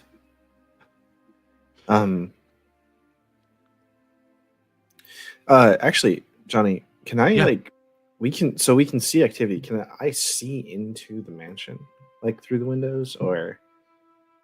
So that's what I was saying is you can see activity, but it's not super clear. That you don't have a clear line Maybe of they have, sight like, enough to. Okay, they have like opaque curtains or Yeah. something, so you can see people, Yeah. but we can't see inside. Okay, all right, then I'm with you. Yes, I mean, learn what you can. Also, if you can, try to look out for like a very empty room, something that's unused. Ideally, has a window, then throw up in the curtains, because then we could just teleport into that room. Can do. And I will. This is a question for you, Johnny. I'm assuming that rote spells we can kind of cast during downtime since they don't take they're zero. You know what I mean? I think that makes sense. Okay. All right. I'm gonna cast illusion then, and Okay. before Pellis's eyes, it looks like Cass is wearing like servant clothes. Cool. It is just illusion just affects one sense though, so it just looks like that. If someone were to touch it, they would still feel her pirate leathers. Yeah. If somebody were to smell her, they would still smell the leather. Yeah, smell it. Yeah. If they were to lick my clothes, they would taste the leather. Mm-hmm. Love that. Love the All leather right. taste. Glad we had established that one. Yeah. No, that one was important. Yeah, I assume that was going to be a consequence at some point. Is that they lean into? Someone's just gonna go around licking clothes and be like, These I don't know. guards are That's all what it walking seems around- like. You don't taste like a servant. These guards are walking around tongue first. Oh, Hey, we don't know what kind of world Johnny's built. It could be weird as heck. And I do Now- need to concentrate on it as well too. So. Okay. Here's a question, a GM level question for you, Justin. With this system, the way it's designed now with the deep cut stuff, is it appropriate for me to have you make some rolls in the house, even though you're still technically gathering information? Yeah, I mean, I think so, because at this point, we've kind of expanded the gather information into something a little bit more. We're essentially in what would be called like free play. Yeah. Okay. Cool. Yeah, then I will have you if so you make your way in, you Yeah, fund so illusion and head straight in? I'll walk up to the can part of the illusion be like I'm holding like a mop bucket as well too, or it looks like I'm holding a mop bucket. Yeah. So I'll like walk up to the gate and I'll be like, sorry, they said that there's a major spill that I've got to clean up. Okay, this is going to be a threat roll. It's fair. Yeah. The potential consequence would be that they recognize that you aren't a servant simply because, and I'm not trying to punish your RP, but Yeah, it would be odd for you to be bringing an outside mop and bucket to have, like, that someone would leave the property, tell you there's a spill, and you have to come to the property with equipment. And so Well, if I had known that, I wouldn't have lied about that way. you could change what you said. I'm comfortable with that. I mean, it's just a very weird lie. Yeah, if it's a weird lie to you, then I would not have lied that way. I would have been much smarter, and I would have just shown like, sorry, I've got to get in real quick. They said that there's some major spill in there. They need everyone hands on deck. Oh, yeah, we didn't hear anything, but head on in. Well, I mean, why would they tell the guards about the spill, right? That's my job. Yeah. All right, take it easy. And she'll just skip past them. Well, take it easy. All right. Yeah. I mean, you're through the gate. You can walk right in. As you step in on the first floor, and it's bustling in here. There are servants all over the place, and there are some who seem to be bringing things in, and others who are wrapping things up to probably go out. It's not clear whether or not Ernas intends to move in, or but he is in some way reappointing everything in here. You don't see any sign, at least on the first floor, of himself, but you see, I'll say you can pretty easily count that there are probably 5 to 10 guards and another 5 to 10 servants working on the first floor. Now, bear in mind too, it is like the middle of the day. Daytime. I was literally just about to say, like, yeah, I would expect there to be more activity during the day. Yeah. Okay. I think I'm going to look and just get I'm not gonna spend like a ton of time to like get a precise layout, but just like a loose layout. And I am looking for a room that, if I were to open the curtains, I can see where Pellis and I were watching from.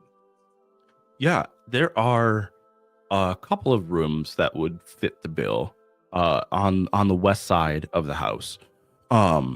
And so you notice all of the rooms have people coming in and out. There's not a single room that you found that's open that nobody is coming in and out of. But there is one room that you see where the door is closed. Okay. I try and open that door. Yeah, the door is unlocked, but I would like a roll here to see if anybody notices you going into this room. Yeah. I'm yeah, I mean, I guess that's stealth, huh? Makes sense to me. Yeah, that makes sense to me. I was trying to see if I could make thievery make sense, but I think stealth probably still makes the most sense. I don't have any pips in stealth, so I would love to hear a devil's bargain. Yeah, so you will be able to make it into the room and get in without anybody seeing you, but the amount of information you'll get, it will be severely limited by a guard coming soon. Does that make sense? Yes. Yep. Someone won't see you right away, but there is someone who's going to be making a patrol who will see it probably before you can get limited time. That's fine. Because I kind of I accept that devil's bargain. Cool. A dice for that. Yep. Wonderful. If that's what you want. Yeah. A threat. Cost to get what they want. So the cost is that I just won't get as much information. Yeah. Okay. All right. Or is that the threat that I need to fit? Actually, that makes more sense as the threat. As a threat. So then I'm essentially, I have 2 threats then I'm facing. Yeah. Which is getting in quietly and now doing it so that no one notices me. Right. Okay, so I'm rolling 1 die. This is actually a niche situation, I think, that happens. So when you add an additional threat, which we're doing right now, I get to add that extra dice. I have to assign a dice to each threat. I'm only rolling 1 dice, though. So that means I'm rolling 1 dice and assigning it to a threat. Or am I rolling 2 dice and assigning the lower to the other threat? I think you would roll. Yeah, I think you would roll 2 dice and assign the lower to. Okay. So you get to choose which threat gets which dice. Yep. Yeah. Okay. Yeah. So that is a 5 and a 1. So we will say that the threat of a guard coming, I'm gonna assign the 5 to. Okay. Doing it quietly, getting into this room quietly, I will assign the 1 to. Okay. Okay, so hopefully this makes sense as the way that this plays out. But you open the door and you try to do so slowly and quietly, but the hinges are as soon as you get the door open, you realize that the hinges are old and rusty, and there's that kind of, you know how sometimes like in a really old door, it doesn't even make a creak sound. It makes that kind of like struggling, like clunking sound as like the door clicking opens. sound. Mhm. Yeah. Yeah. So there's like this like clunk, clunk, clunk, clunk as the door starts to swing open. And so there, I'm going to say that there's no guard comes immediately, because you assigned a 5 to that particular threat. But I'm going to mark 1 off of the clock. That's fair. That's so fair. Yep, that's so fair. I literally just want to, if there's like a curtain in front of a window, I don't want to like open it completely. Okay.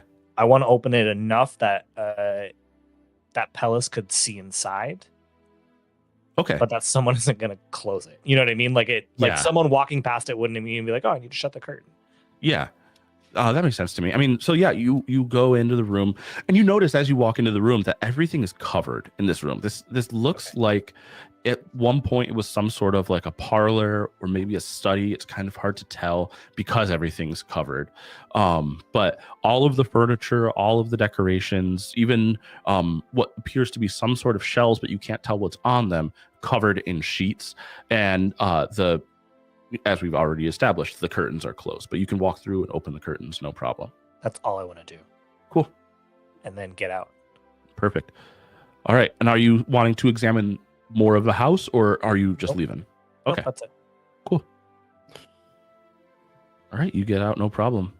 Quick and simple. Hell yeah. Get out. As you walk out and I'm assuming close the door behind yourself. Correct. Yes. So I'm going to have you make one more threat roll closing the door since we established how loud it is. Okay. And this will just determine whether or not a guard hears the second and comes Yeah. because it's happened again in such a Yeah. short span of time. I am not going to take a devil's bargain this time. I'm just going to roll 2 dice and take the lower. Okay. So interesting. So taking devil's bargains now adds that additional threat that we need to assign more dice to. Wow. It can add a cost. as well. It can. So Yeah, he yeah. could have just said, "You're gonna have to take a clock, or you're gonna have to mark stress." Yeah. Yeah. And like this job is suddenly going to net you 1 less gold.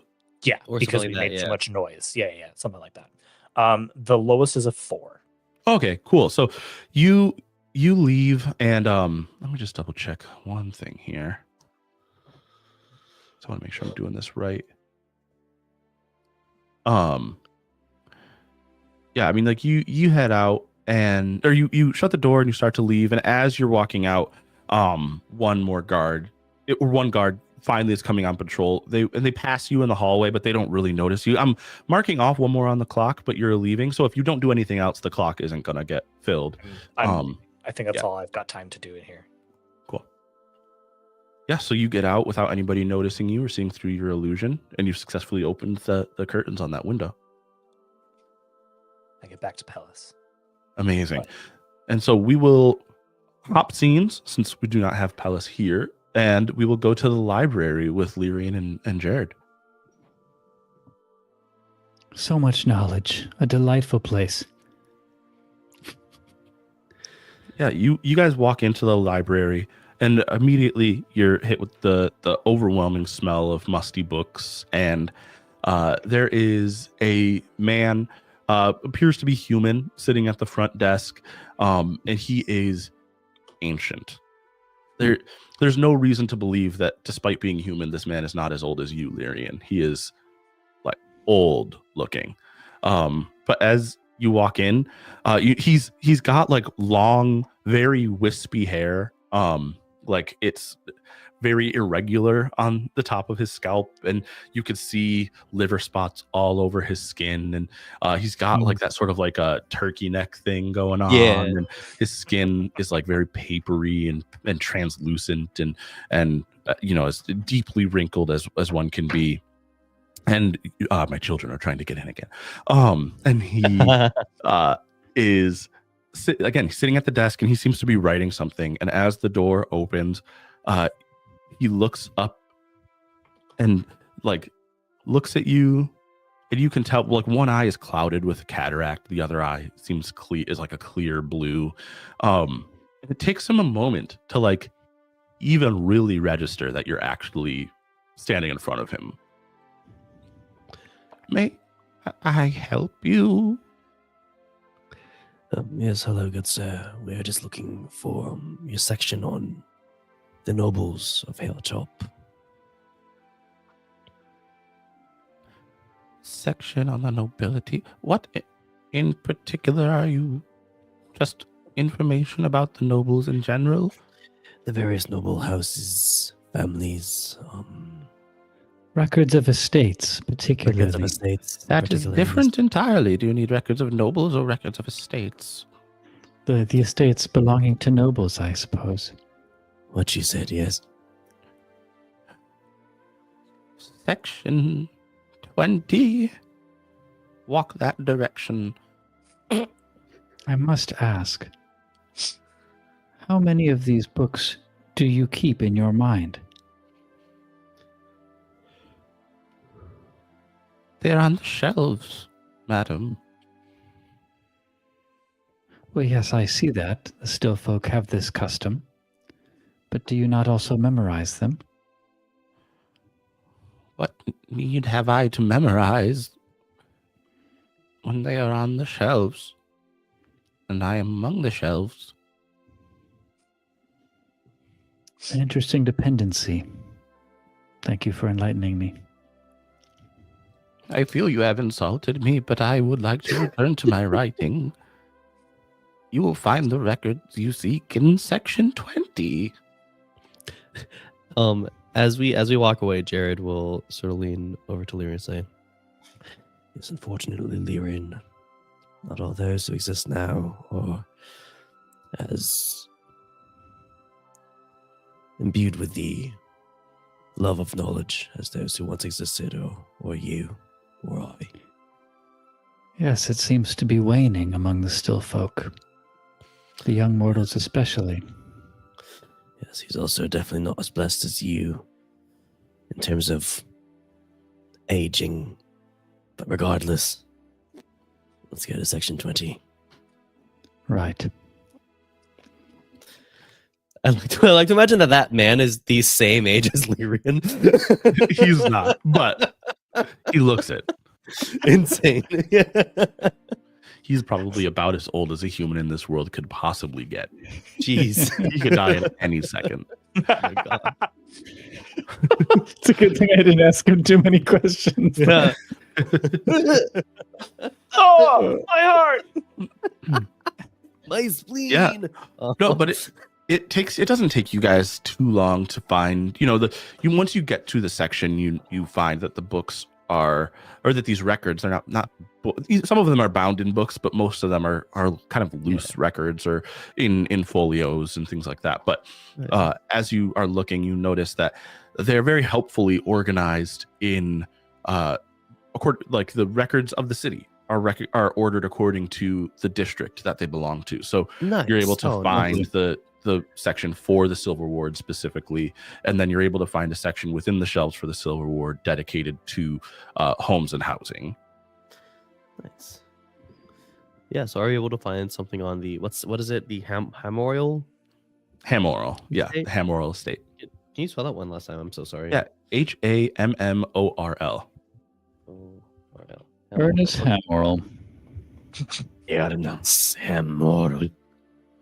Yeah, and so gather information. I'm still like a little bit wonky on. Yeah, I guess How it works what now. we'd It's basically just like whatever they can find that they would know. Okay. yeah. So like whatever we read from And it, and maybe you decide that we come to our own conclusions after reading about it. Like, oh, this must be the case here then. Okay. Or- Yeah. So you And then- find. After that, if Danny and Steve want to know more, that's when a cost might show up. That's when you might offer them a lead, Okay. that sort of thing. So you find that the Hamoral Estate is being passed over to Ernest from a somewhat distant relative. So up until now, it has been in the hands of a family called the Berry family, Bere. But they the last child of the family has died, and so Ernas Hamoral is a cousin of the family, and so it's passing laterally instead of down now. And as you look, you do find blueprints, but you notice as you're looking at the blueprints that the last set of blueprints found is from roughly 200 years ago. So there's no guarantee that these blueprints are completely accurate today. How often do the wealthy change their houses in this place?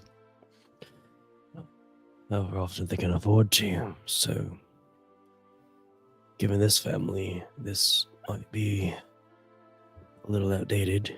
Yeah. Well, I mean, there's the other thing too. Two other things worth mentioning is that this family, the lineage is primarily some combination of human and halfling, and so that not a long lifespan, at least by any other race in the world's standards. And so, like pushing 80 years as in general max. And so you're talking about probably this is 3 to 4 generations back for the last blueprint. And even though people won't necessarily change their houses that often, it's not like every generation is making major architectural changes. 200 years is still enough time for a blueprint to not be accurate. Yeah. But as you do look at the blueprint, you find that it's a pretty standard layout. There's 3 stories. There's a first floor, second floor, third floor. First floor and second floor seem to be set up for the family. Third floor is mostly like servants' quarters and stuff. And you can see like throughout the house there are I don't even know what they would call them, like basically servants' passages throughout the house. And so it's not necessarily clear in the blueprint where every servant's passage enters and exits, but it's clear that they're there. It's also, there's a cellar as well, which most likely would be used for food and wine storage. But you can also tell that at least at one point there was a tunnel that led it. You don't know where it led to or from based on this blueprint, but there was some sort of a passage directly into the basement. Okay. It seems to me that this sort of thing would not be as likely to change, even in several generations. The servants' passages and perhaps this other entrance. I suggest that we tell this to the others. If it doesn't prove to be a method of entry, because as we have palace, perhaps it can be a more efficient method of escape. Yes. Right. Quite useful these documents are, but so strange that you would depend on them to think that we are stealing a single piece of paper and it will change a man's life. It would not be so in the grasslands. Yes, it is interesting how one document can hold such power. All right. Are you satisfied, Lyrian, with what you found? With what we found, rather. Yes, I think so. Right, yeah. I think Jared will roll up the blueprint. Take it. I don't know the policy of taking things from the library, so Jared will just You just punch the old man on the way out and you're good to go. Sorry. Yeah, as you guys make your way out, the old man, he is like hunchback over his paper, does not appear to be moving.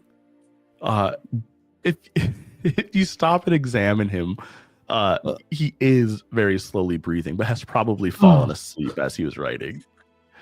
Yeah, I think we see a little scene of Jared like slowly approach to begin to put like a hand on his shoulder, but like if he sees he's breathing, like like let out a sigh of relief and just Thank goodness. Yeah. keep going. I think Lyrian will notice like a slight ledger kind of system or whatever by the desk and just like jot something down, trying to follow the pattern of what's there to indicate that this has been borrowed. Yeah, one thing you'll notice too, depending on how closely you look at the ledger system, I'm imagining you look at it to make sure you're recording your borrowing correctly. There is no sign of anyone besides you guys having borrowed official Mm. records from that section of the library. That would give pause then. I appreciate that detail. Lyrian will like have drawn like close to the paper with the quill, and then look up at Jared and say, "On second thought, perhaps it is timely that he is napping." She just puts the quill back in the inkwell and leaves nothing written. Okay, great. All right. Yeah. One last little detail is if you look closely at the old man, Jared probably would have seen this when he went to touch him, but you notice that he is drooling in his sleep and it has ruined whatever he was writing. Oh, Oh no. He's going to have to start over when he wakes up. Oh. I think just as a little gesture, maybe if there's any semblance of saving it, he'll just pull whatever he was writing out from underneath him. Out of the path of the new Yeah. Yeah, of the new drool. Yeah, Yes, to curtail he's probably further still too damage. destroyed to save Yeah. them. But, you know. He's still going to have to hope he remembers whatever he wrote and try again. Yeah. Poor guy. What a precious soul. But yeah, Right. you guys now you have the blueprints and you've gathered all the information from the house. And so you guys can come back together and kind of start planning how this is all going to play out. And then we do so. And then we do so. I think Amazing. we just engagement roll, yeah? Yeah. Well, actually, There's like a montage, but we don't actually get details yet. that's because- the end of the episode. Oh. Yeah. It's time to take a little break. Oh, nice. Yeah. Oh, nice. Okay. Yeah, amazing. So, those of you who are with us on Twitch, we'll be back in about 15 minutes. Those of you who are listening, we'll be back next week and we'll find out how this little heist goes. Yes. Off to a great start, Johnny. I'm loving the world building. I'm feeling very like it's very real, very tangible. I'm Mm-hmm. glad. I'm already caring about stuff. So I'm glad. great signs. I don't care about anything. Well, I clearly. love Cass right now. I love the sass of Cass. Sassy Cass. That's Sassy Cast. Yep. All right. Awesome. We'll be back at the half an hour mark. Perfect. All right, See you friends. Bye. See it.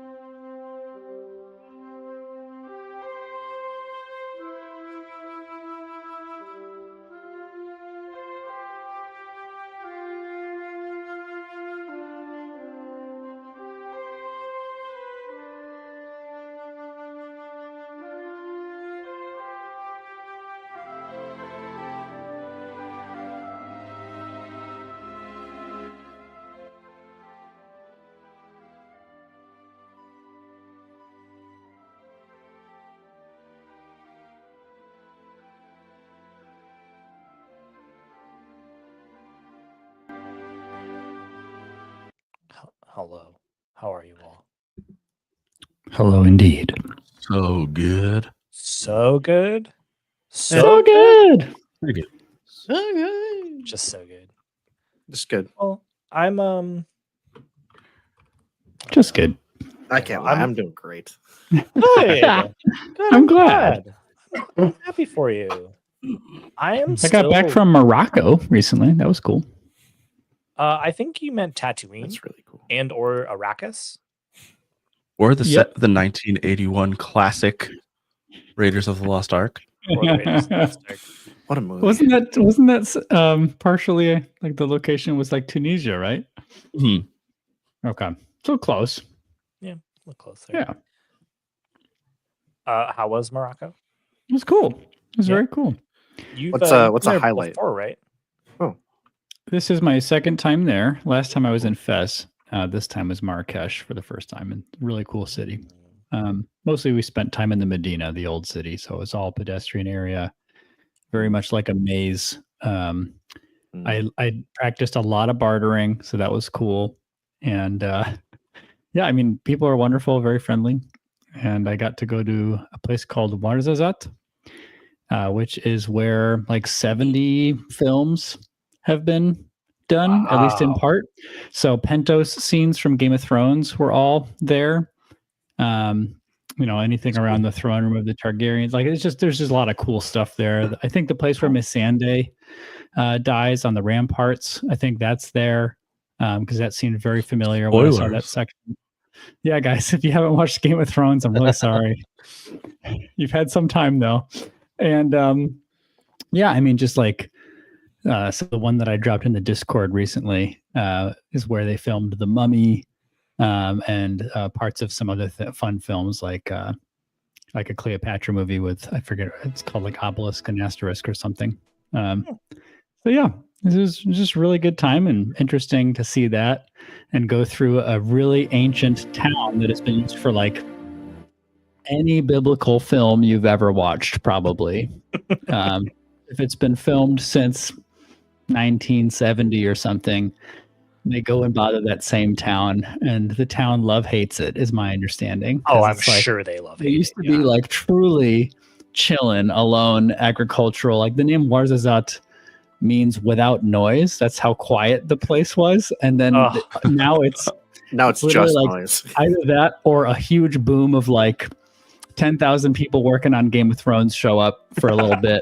Or Gladiator was Incredible. some there, Gladiator 2, the arena scenes. So they'll like have people come in, set up a whole gladiatorial arena, destroy it, and then leave.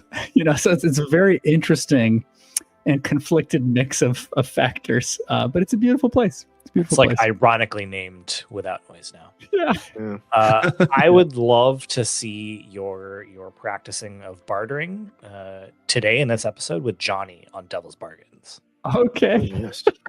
So I'd love to see a taste Actualize. of what you were doing. I'll Yeah. try to transpose it. It won't be as satisfying as watching me try to figure out how to respectfully barter in that context. But I'm actually it's- gonna Johnny, that's the cool. merchant down the street's offering a better Devil's Bargain for this role, so I'm gonna head over there. And I did play that card because it was yeah, true at one point. He's gonna give me 2 dice for this role, so I'm gonna head down that way. Yeah, I was like, Olivia, didn't someone the other day like say that they would do it for half of that price? Like, shouldn't we just go there and get that one? Oh, the guy across the way said it only costs Yeah. 2 coin.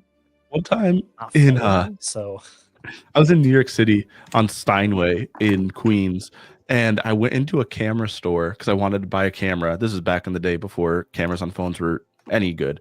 Walk into this camera store, the guy told me that the camera was $200, and I was like, "I'll give you 70," and he went, "Okay." all right. Bring me Sometimes back. it can be that simple to bargain. Like, no, I'm not gonna do that. I'll give you this much. All right, sure. Yeah, he's got that incredible barter stat. Just Johnny, I'm gonna try that with you. Yeah, such a high charisma. Okay, yeah, try it with me, and you will succeed, or you won't. We'll find out. I don't like that. I don't as a like side I note, don't, I I've don't always like wanted it. to I go. want guarantees. As a side note, I've always wanted to go to Morocco and see. I'm pretty sure it's Morocco that has the most ancient college. Yeah. like That makes true like sense, higher place of learning. Yeah. And it's like a framework for every college that exists today. Dang, that's cool. Yeah. And it was started by a woman. So Hell yeah. I forget if it was in Fez, but it might have been in Fez. I think it is. I can't This is remember what it's real. called right now though. But yeah, I I- think Olivia's mentioned that before. And it's pretty cool. That is There's so many places around the world I want to visit. I want to visit Spain, but not for Steve. yeah. It's because I want to go Screw that guy. and see. Whoa. Avoid him. go. I want to go to that one church that has the Echo Mono painting and see that. Mm. Used to be Echo Yeah. Homo until that woman ruined it. I do want to clarify that I'm not offended that I'm not the main event in the country of Spain. You're close though. You're like the second. You guys, stop it. Well, I do want to see some aqueducts that are nearby to where that painting is as well. But then, Steve, But then Then me, am I third? That's pretty good. after I'll the take it. painting and the aqueducts, Yeah, All is it the Segovia? Spaniards? They have cool aqueducts. Highly recommend. I'm not going to pronounce this like a Spaniard, but Zaragoza. That's all good. So Yeah, did you say they've got some really Segovia? cool Roman stuff there. Yeah, another thing I want to see in Steve truly is, or see in Spain See in truly is Steve. Steve. I want to see a little bit more development in Steve. That's what I want to see. No. That's what I want to see in Spain. But other than the rest of the list is things I want to eat. So Mm. For Steve sure. is fortunately not on that. Lucky for you. Yeah, I would well, love that's to good. someday have the money to do just a food tour of the world. That'd be so fun. Oh, That's basically just how die. I treat my vacations. Yeah. I've I will come to never New have York the to money do to do things. that, but it's my dream. Well, let's just agree that if we see bad enough signs in the next, I don't know, arbitrarily, I'll choose a number, 4 years, that we just go into crippling debt and go on a food tour together because it's all going to fall apart soon anyway. That sounds fun. I'm down for that. I'm so Okay. down. Just take out so many loans and move to a non-extradition country. Yeah. I'll take any other. Yeah. This is completely not about what we were talking about, but it's something I was just thinking about during our break. Justin, how does it feel to be taking a complete hiatus away from GMing? Yeah. It feels pretty good. You're not GMing any of the games that we're playing right Anything. now. It feels pretty good. It came at a good time too. I got a lot going on at work right now. So Yeah. Hell And you yeah. got concussed. it feels a good time. And I have a concussion. I can't imagine if I had to GM right now. It'd be For those of you listening, just a reminder that we record 2 weeks of audio on Yeah, the he same didn't get a day. So he concussion. doesn't have Yes. another concussion or a 2-week-long concussion. Imagine. Although Oh the my doctor God. did say, my doctor was like, you might be out of it for like a couple weeks. Oh, I've never had a concussion, so I don't know Hmm. how long it lasts, but I'm feeling much better today than I have the last 3 days. Yeah. That's great. Yeah, sometimes recovery is just a lot longer than you think it is. Like I had a filling, and they were like, just Yeah. like they looked me dead in the eyes, and they were like, "It might take 4 weeks for that to stop feeling weird." And I was like, Yeah. "What?" Wow. Okay. Wonder- All right. If it was like close to the root, like the nerve, or like, Yeah, Yeah, it was kind of that's on the so side of interesting. the tooth. So yeah, I think so. wow. And yeah, it's only just started to not hurt when I floss it. So Mm-hmm. I think too, the older you get, like your body just needs time. Yeah. Yeah. Yeah. Speaking of getting old and your body not working the way it used to, we left off. Lyrian and Jared had just left the library and seen what might have been the near death of a librarian. But they were on their way time to cleans all. meet back up with Pellis and Cass and get ready to try and rob the estate of Irnas Hamoral. And they've been looking for their way in, and I think they found the perfect way in. And so we're going to start this session with the planning and engagement and get ready to see how you guys robbing this estate looks. All right. So first, we're going to determine our approach. So you guys can choose between assault, security, stealth, social, or deception. I think stealth. Yeah. Stealth is the mood. That's what I'm picking up from everybody. Yeah. I think stealth's the mood for sure. Cool. All right. And so because you are choosing stealth, we need a detail. We need the point of infiltration. Teleported in that fucking room. Can all of us teleport, or does that force this to be a one-person execution? No, I can bring as many. Well, not as many as I want. I can pay an extra stress for every extra person I bring with me. So- Okay, so it does I cost. can I still teleport think that's a target. I think that's worth it. Oh, That is- 100%. Well, I'm not going to stop you from stressing yourself a bunch to bring all of us in, but if we have, an idea or two about something else someone could do on the outside or what have you, or if things go wrong, a signal and a distraction outside of the building, or whatever, then we could avoid completely bringing everybody just to stress you out. Just saying. But cool to know. Cool. So before the score, when you choose your plan of operation, also choose your character's load style, conspicuous or discreet. So for conspicuous, you have 6 boxes of items available. You may bring heavy items, any items that require 2 or more boxes of load, but you must choose and mark heavy items before the score. Or you can choose discreet. You have 4 boxes of items available, and you may not bring any heavy items. You don't have to choose any items before the score. And as a reminder, too, if you choose discreet, you can mark more than 4. It just means that you would become conspicuous. And you can't have the heavy items, right? And you still can't have heavy items, correct? Which is just anything that costs 2 load, right? Is heavy. Correct. Mhm. Or anything Yeah, especially. because those have to be conspicuous. declared ahead of time.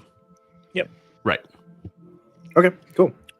Yeah, I think light is great unless somebody has a particular need to go heavy. I'm going discreet for me. Yeah. Discreet for these. Discreet for everybody. Jared, are you doing? Yeah, Jared, you're going to be discreet. Can you be? Should we have Jared on the outside? Yeah, Jared, because- maybe. I feel like just if Jared's gonna come in wearing his armor, he's gonna have to go to conspicuous. So does Jared go in without armor, or does he go in conspicuous?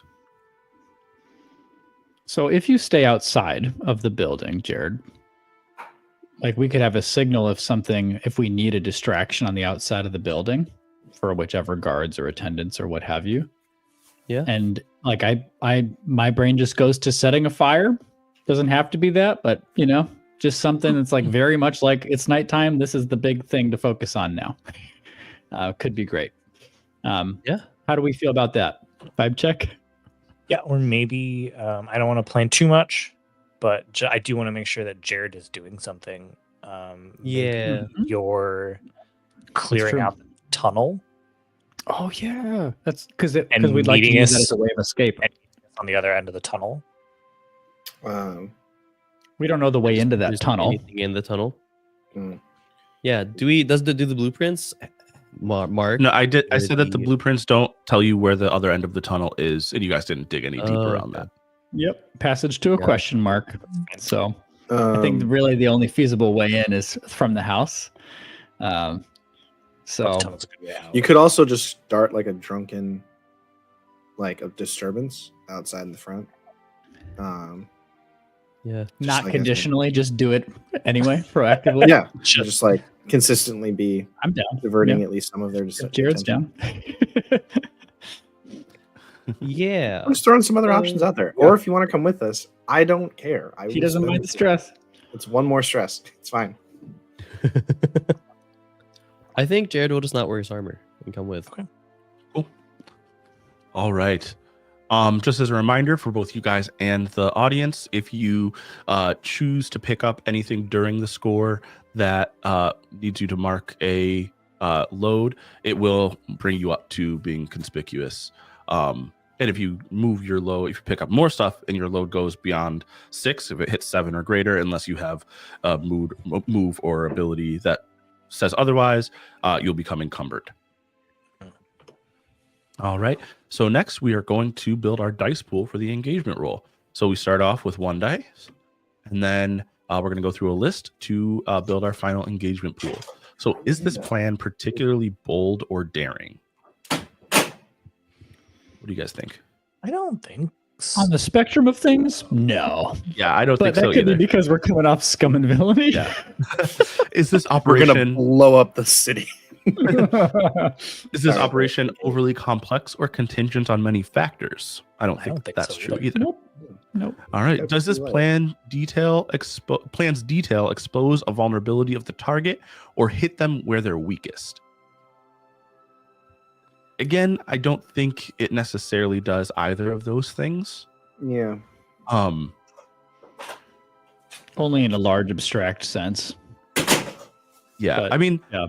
It's a well, stretch. you know what? I will say We that have a feeling that at Cass did go out of midday. her way to find a specific place that would be at least hypothetically unexamined and Yeah, and to it isn't take night. advantage of a specific ability. It is nighttime. I think I am Yeah. going to give you guys a dice for that Okay, one. okay, cool. Hell yeah. It's cool Hell to see how we feel in the blank there.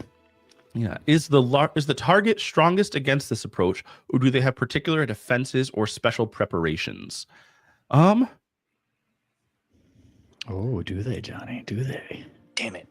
I'm deciding whether or not their things that they do have would affect this, and I'm going to say no.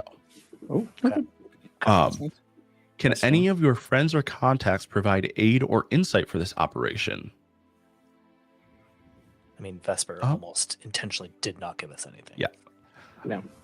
And are any enemies or rivals interfering in the operation? Not that I'm aware of.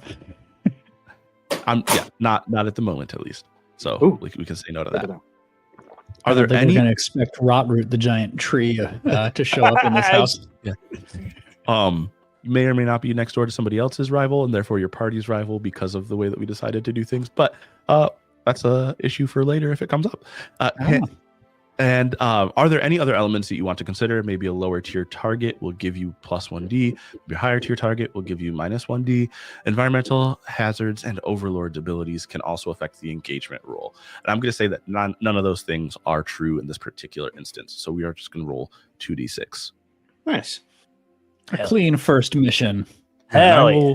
I will roll this first engagement roll. Okay. Because I won't get to roll dice often. That's right. Enjoy it while you can. Okay. So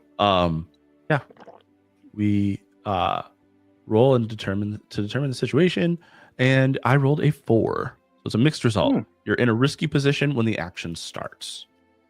Which is as we teleport in. Yes. So, yep. Palace, gather close, everyone. Gather close. And so he holds up his emblem of Dystall and looks through it, through the lantern, and he stretches. You guys experience this weird moment of you don't feel like you're moving, but everything sort of turns around us, and it's almost like time just gets warped to the point where we are just in a different position, and that position is in whatever room is on the other side of that window I can see into. Cool. And I spend 3 stress. Amazing. Hell yeah. So because of that mixed result on the engagement roll, as you guys teleport into the room, one of you, and it's not clear to anyone who it was, we're not going to place blame anywhere, but one of you accidentally bumps into a piece of the furniture that is in the room. Because you can't see the entire room as you teleport in, that this sort of thing was bound to happen. And so there's a sound that comes from bumping into the furniture, and it kind of slides against the floor and makes that sort of that sound as it slides against the floor. And nobody comes immediately, but you guys are conscious that there are guards in the building. And you hear some footsteps somewhere. It's indistinct where they're coming from. But I'm going to make competing clocks for you guys to find the will versus the guards finding you. And I'm going to put 6 segments on each clock. I'm going to mark, and I'm going to be marking 1 on the guards clock to find you guys. Okay. Just for the audience, I did cast Vault there. That's what I had cast. I mean, helps me too. I love learning all the new spells. So yeah, what do you guys do? we got to move, right? Cass. I didn't get a good look at the place when I was Oh, here. It was for so many people, but Jared, Lyrian, you had the blueprints. Was there anything that looked more like an office or main room, bedroom? Yeah, I'm guessing that it'd be on the second or third floor. Are we where on? What floor are we on? Yeah, which floor, Johnny? Which You are floor on the was first the one floor. that- You're on Yeah. the first floor on the west side of the building. And I will tell you guys, because I'm presuming, and I won't make you mark a load for this, I'm presuming you brought the blueprints with you since you did take them from the library. Yeah. You need to make your way from the first floor west side to the northeast corner of the second floor. Okay. That's like your best bet. That's marked as a study on the blueprints. Okay. Hell yeah. As if 200 years ago, this was the best chance. This way. All right. all right. Following you.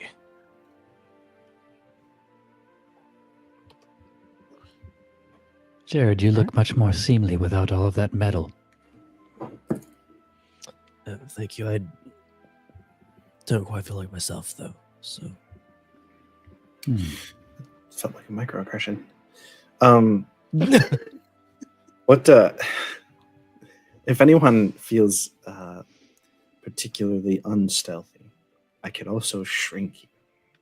Just throwing it out there. I think Jared definitely being the one who bumped into that piece of furniture is very Not much feeling more it. in favor of that idea. Oh, you want me to? Would you like to? I'm not particularly stealthy. Okay. So- He waves like a hand over you, and like in like a whirl of the world around you, you almost feel like your life flashes in reverse before your eyes, and all of a sudden, you're like a foot tall. Maybe, I don't know, probably smaller than that. It just He says looks- Nice. you he become looks smaller up for the rest of the at scene, decreasing your scale. Nice. He looks probably like. Is he like? Would you say he's probably like level with Cass now, or even probably. Say shorter? you're a Probably foot tall. Probably taller still. Oh, Did you say you shrink down to a foot? Or I was thinking pretty small. Like, Okay, so Yeah, less so than Jared that. looks Yeah. up at Cass for the first time and is like, well. I kind of like this. all Cass, right, that's- how tall are you? I pick up Jared. 3? Yeah. 3 feet? Yeah. I don't know if I like this I just pick anymore. him up and just put him You know, okay. into like Oh, my right. I robes. didn't know this Like was a gonna baby happen. Bjorn. Yep, ready to. So that's Just pop him in the breast pocket. Well, I have a good Almost stealth, turned but to you the don't. fence. So you're just coming with me. okay, that makes So- sense. You so hear like you a guys slight like know- rumbling in your chest. So you guys know I have basically made like a really, really rudimentary, not even worth sharing map for myself. And I'm going to be rolling occasionally on the 1d6 to determine what area of the map the guards are in or examining on their patrols. And so there's a chance as you make your way through the house, the guards will randomly appear. I just want you guys to know that that's how I I'm doing appreciate that. it. Yeah. Hell yeah. But what do you guys do? I mean, you've shrunk Jared. It's up to you what you do yeah, next. we're just gonna. I would like to suggest that Lyrian uses wild shape and turns into a cat and takes the lead. All right. hell yeah. So that if there's exposure from whoever is going out first, it's a cat. Yeah. And remind me, are you marking load and or stress for casting yeah. spells? load. Okay. Yeah, For that, but that's a charge. Wild shape is a charge. Okay. Oh yeah, that's an ability. So I've been marking Charge. load for the spells that I am bringing, Okay. and then I also have to mark them as cast. after Thank you. that. So I'm not we're like spending I don't have all of your playbooks or any of your For sure. playbooks memorized. And, You're first time fine. someone's using their power. Yes. Yeah. yeah. So this is a Really class good. power that Steve is using. Cool. Yeah. And so help me out, guys. So spending a charge, is there like, how do I indicate this? Do I just check that box right there that somebody Yeah, checked for me? So Yep. right now we all only have one charge, and you just check it. You'll get more as you go up. in level. Awesome. And so wild shape reads, spend to gain +1 point to an action for the remainder of the scene. You can place multiple points into an action, but cannot increase an action past 4. That last bit won't be applicable since I only have 1 charge, which I'm reading as translating to 1 point to an action. Correct. And so do I decide that now at the point of changing into an animal to indicate what relevant stat I think would be improved by the wild shape? I think All right. so. I would Stealth it is then, I guess. So Yeah. temporarily add a point to stealth. Amazing. And I am a cat. Man, this is fun. Oh. All right. So let's see. I mean, like, you guys got to keep giving me information about what you're doing. Oh, We yeah, have to so take the I think stairs. Pellis Well, does his best to like, carefully, quietly walk behind Yeah. Lyrian as a cat. Enough that like she is both scouting ahead and leading, but making sure that Cass and I and Jared, who is just like, baby swaddled. He does are not all- like that at all. But it's fine. Yeah, I did not realize that was part of the deal, but it is. It always was. So yeah, no, that's that's what I'm trying to assist. If that wasn't clear. Okay. Cool. As you guys make your way up the stairs, I want Lyrian. You are the first to see because you're in the lead, and I'm assuming you're giving the rest of you are giving Lyrian enough of a lead that it's not like there's a cat with people just right there. There's Yeah, some correct. space. Correct. So Lyrian, I want you to go ahead and we're gonna do a threat roll. There is, as you come to the top of the stairs, you see a guard turning down the hall, like they're coming towards the stairs, and then they're starting to turn down the next hall as you reach the top of the stairs. Okay.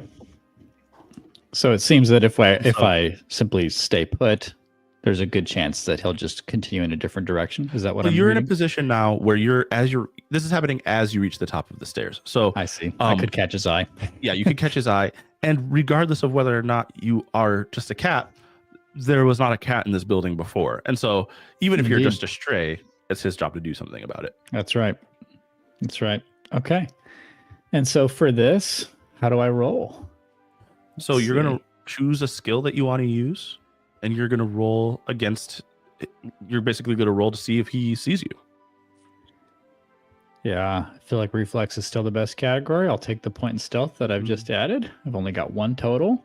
So that's 1 die. Okay. Have I got that right? Yep. Okay. It's hard to begin. We are all weak in the beginning, are we not? Mhm. 6. Okay, off to a good start. Amazing. Yeah, so the guard just kind of turns the corner and he keeps walking. It's very clear that he is not there's not a ton of crime in the Silver Ward, and he feels probably like his time is being wasted having to patrol a building in the middle of the night. And so because these are city guards, these are not like private security. Mm. Oh, that's an indication of some budget thoughts as well. Okay. Mhm. Yep. And so yeah, you guys you don't get spotted, and then you can give the all clear to the rest of the group whenever you choose to. Yeah, I'm sure. I Lyrian pause sort at the top of the stops. Yeah, stair, and then to once let I'm you ready, I pass. just like give a flick at the tail and then proceed. yeah. Pellis Nice. gets it and ushers everybody on. Yeah, I want you guys all to make I can't remember now how this works in terms of like doing like a group. action.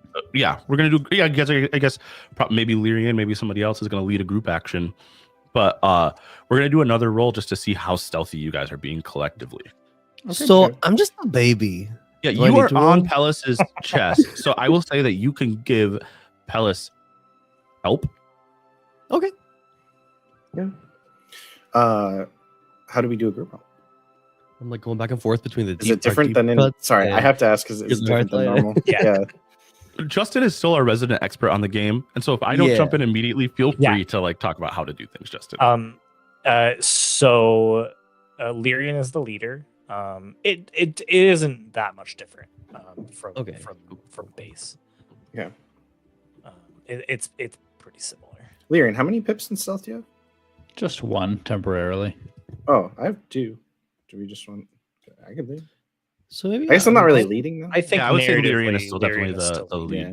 the roll. fair. But it does mean that Lyrian can push themselves on behalf of any character who's acting. Okay. Cool. So Um, do we just I roll? think.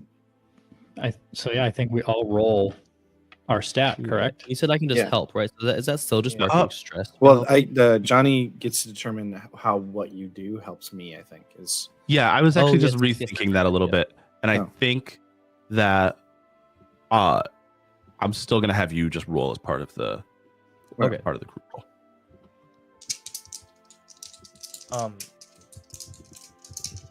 Can I? Oh, I don't know if this makes any sense. I prepared illusion. Okay. Can I dampen my footsteps Yeah. with that? Yeah. I think that what I'll do is I'll increase the effect of the roll Nice. Okay. All right. as a result of that. And because I'm also smaller, can that also just inform how my outcome is?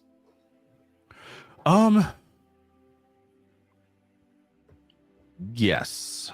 Okay. I'm trying to I'm not asking decide. for anything like that directly affects my role. I'm just saying, like, just keep in mind I'm tiny.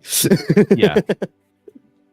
Yeah. I mean, between casting that spell, Lyrian being a cat, and Jared being on Pellis's chest, I think that pushes us close enough to a controlled position that this isn't even really worth a roll anymore. well, And so I'll say that you guys Yes. are being really stealthy. Can we We're then all accept, using some ingenuity. can we accept a devil's bargain to pay a cost to get to where we're going? Oh, so like the next scene will be the study. Yeah. Yeah. That's what. Yeah. I mean, like, let me see here. So I guess yeah. So like, we just move faster, and that's where the devil's bargain would come in. That's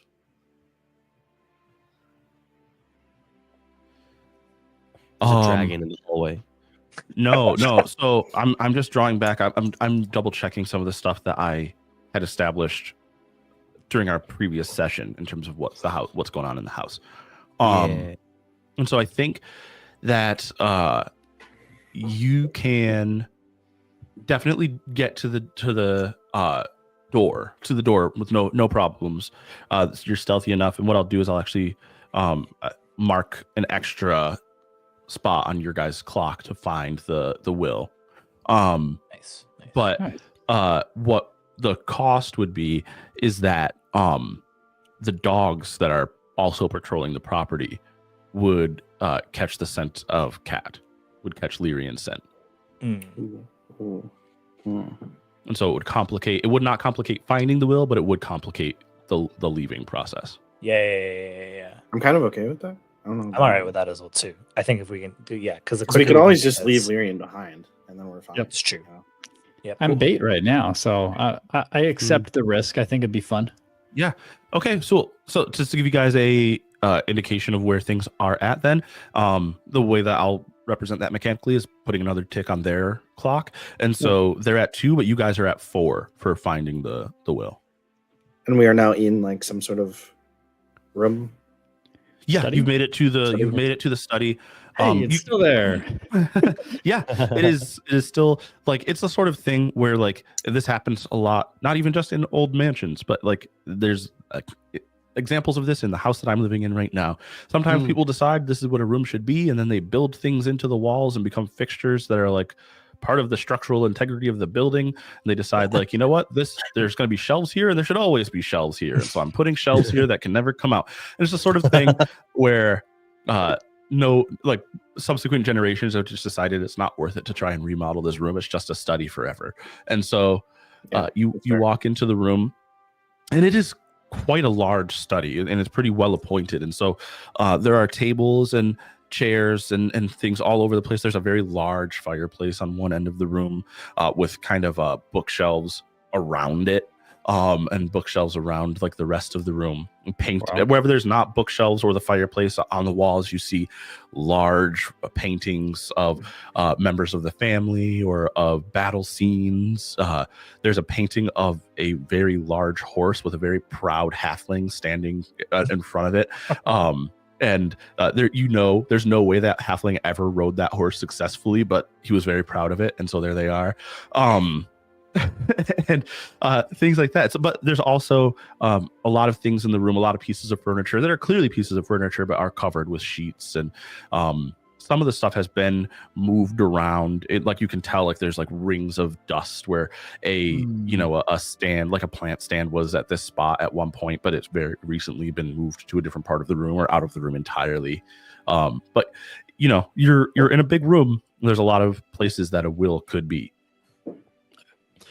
Also, not to play against the party, which I have a tendency towards indirectly, but Shrink does say that it lasts for the scene, not the entire job. So I don't know when that would. Yeah, I mean, if that's the case, I would say that probably around the time that you guys are entering the study here, Jared begins to I think that's become fine large again. still. I think that's fine still. That pocket gets real swole. Yep.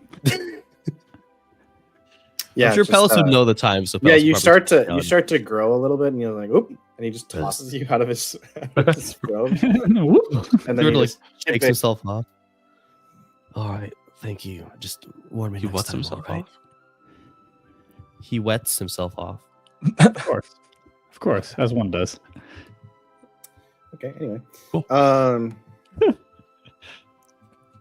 Well, Right. let's all look around. Let's look around. Yeah.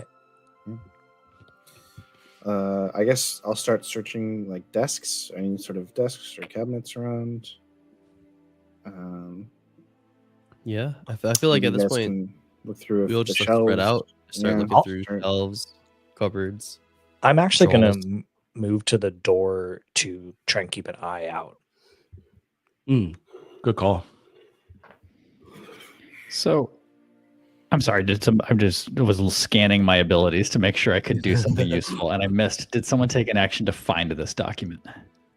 We all are. Okay, I'm just, we're all searching. everyone is. Yeah. I'm keeping an eye on the door, like cracked open, just to make sure we don't get trapped in here. But Yeah. What would your reading on dowsing rod be, Johnny? It says can be used to locate water, sources of magic, or lost items. Do you read that as like my own personal lost items? I would Or not is it- read that as your own personal lost item, but this is not Okay. a lost item. It's just an item you don't know where it is. Yeah. Okay. So it feels like a little out of the purview of what this thing does. I would say so. Yeah, Maybe it might have worked on that ancient tome in the it forest. definitely would have worked on that Yep, ancient that's tome. more lost. You know? Next Yeah, I he also wanna could have do used that it to find the job. water first, and then used it to. Oh, yeah. Yeah, the lake. That's right. Find the lake. Yeah, no, I don't know what action. Can I just mark documents on my load and then we just? oh have yeah, we found it. Voila. I think not, my friend. Yeah. I guess probably perception, right? Would be good. Like looking around. I'll roll that. Yeah, let me look for something real quick because I'm just trying to navigate the book, and it doesn't have like convenient things so I can just click to what I need to read. So I have to scroll through the Yeah. entire thing to.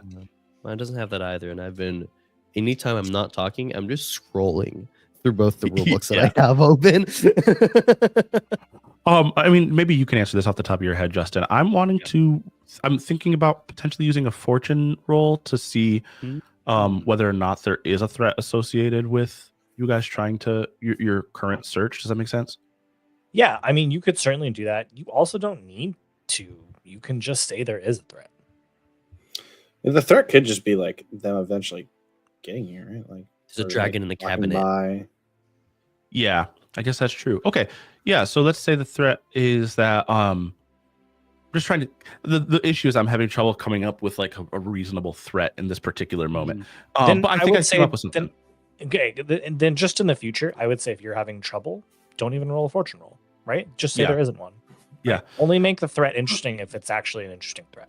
Yeah, I'm just with Pellis wanting to roll. We don't roll if there's not a threat. Yeah. So then the thing would be but- like, oh, you find it. You know what I mean? Like we Yeah. have time. The threat might be more the time it takes to find it than it is whether or not they actually find it. Yeah. I think though I do have something. I think Pellis, I do want you to roll, and the threat is that the search is going to take enough time that the But you're not going to be. You guys can't navigate this room without some amount of light, whether you're using magical light, candlelight, whatever it is. And so the threat is that the patrol is going to come by, and a guard will notice the light coming out from under the study door. I see. Yeah. I'll aid Pellis just by straight up just helping him look as well. So Just try okay, to so speed you're up going to that mark process. stress to help him, to give him an extra dice. Yeah. Remember, you guys also have, as a group, you have there's the advantage in Doom Advantage. system. And Oh, should I- remind me, You guys think I should use that? it does start with it. So it technically starts with 4 advantage and 1 doom, but then it swaps. Yeah, anytime you guys use advantage, it moves into my Doom pool. and Sorry, vice I versa. think Also, one of the overlords makes us swap the 2 pools at the beginning of a job. Oh yeah, but only right? if you're but only if you're going into there. Only if we're going into the. Yeah. Okay, all right, perfect. Yeah. also because we have Shrine, we start with an extra point of 5. advantage. Yes, so we have 5 advantage and 1 doom. Yeah. I should For our swap. listeners, could we just have a brief expo on what advantage actually is? Yes. 'Cause that was So a lot of advantage. words for them. Yeah, advantage works very similarly to the gambit that we used in Scum and Villainy. So advantage gives you an extra dice on your roll whenever you're making any sort of a threat roll. So anyone in the party can choose to use 1 advantage on a roll in order to increase the number of dice that they get on that roll. Whenever you use an advantage, it moves over into the Doom pool. The Doom pool is something that I, as the GM, can spend to just make you fail. I can just treat it as if you rolled rocks on that. And so at any point that I choose to use Doom, you automatically fail whatever roll you're rolling, but that Doom point moves back into the advantage pool. Super helpful. You guys think I should use advantage or? I mean, Yeah, it's you might so- as well. We have 5. Yeah, I'm gonna use one. Yeah. All right. I'd say, let's all just feel free to pull no punches as we Yeah. figure out this game system. Yeah, and I will roll And, perception to try to find the. And Johnny, you said that the cost for me helping would be to mark some stress. Yes. Okay. Yeah, I think what is it, like the standard is like 2 stress for 2 stress. Yeah. Yeah, because you're pushing yourself to aid. Or No, so not? assisting now is you just say what you want, and also I'm looking at here too. Is you can kind of be like, I can kind of say what benefit I'm looking for, and the options Oh, are yeah. +1 dice to roll, improved effect or position, reducing the severity of a consequence, or more details or questions if they're gathering info, which we're not. And then it's up to the GM, so you Johnny, to either add an additional threat by me helping, or have me pay a cost, Mhm. or Here- or it says offer a devil's bargain. Which would be paying a cost or face. Yeah. Yeah. Sorry, yeah. I don't think that there's any sort of like additional threat or anything like that. I think that it's Okay. reasonable. You guys are just you're searching together.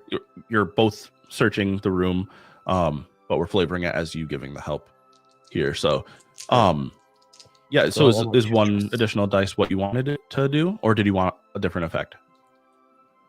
I think adding 1 additional dice Okay. is what I was looking for. Yeah. So Pellis is rolling perception. Let me just double check one with a thing here. gambit and a dice. So Yep. So you're gonna roll 4d4 or 4d6. 44. There's no d4 in this game. You're gonna roll 4d6, and I think you're gonna be in a risky position. But you know what? Actually, I think it's still risky standard. risky standard. Okay.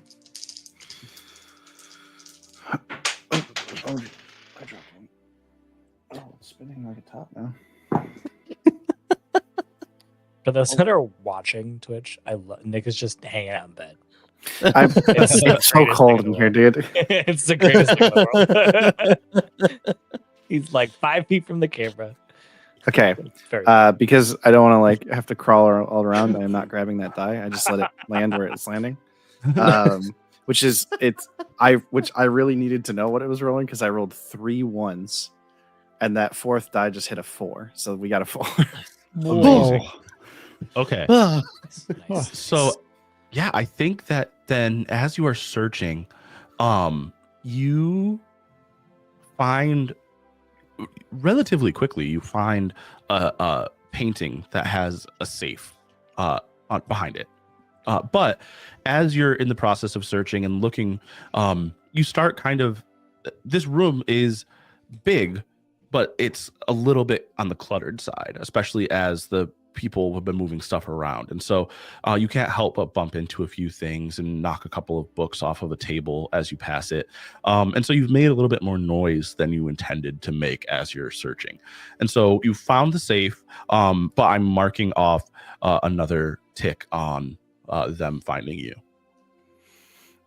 And that clock is now at 3 segments full, right? Yes. Of how many again? 6. 6. Okay. All right. Okay. I get that. Then I'll, And then you I won't guys- notice that. Sorry, you guys are 1 away from, you're at 5 out of 6 for officially finding the will. That makes sense. Well, you said we found the safe that we imagined. Found a the will's safe that the Yep. will is most likely in. Right. Yep. That makes a I lot feel of like- sense. I was feel like trying to it's think like fast. logically, where would this be? And it's like, Yeah. So we found it like a hidden safe. That's what Yeah, the yeah. finding was. Yeah. And then Pellis will call out to Cass. Cass, there's a safe. All right. Wanna- Someone come watch the door. I got it. I'll watch the door. Oh, I will mark off thieves' tools, Nice. and I will. Awesome. oh, you delightfully skilled person, you. We're Yeah. playing a Pirate fantasy halfling. game, guys. Yes, we are. We're doing that thing. We're lockpicking. Oh, I'm taking a lot. Mini game time.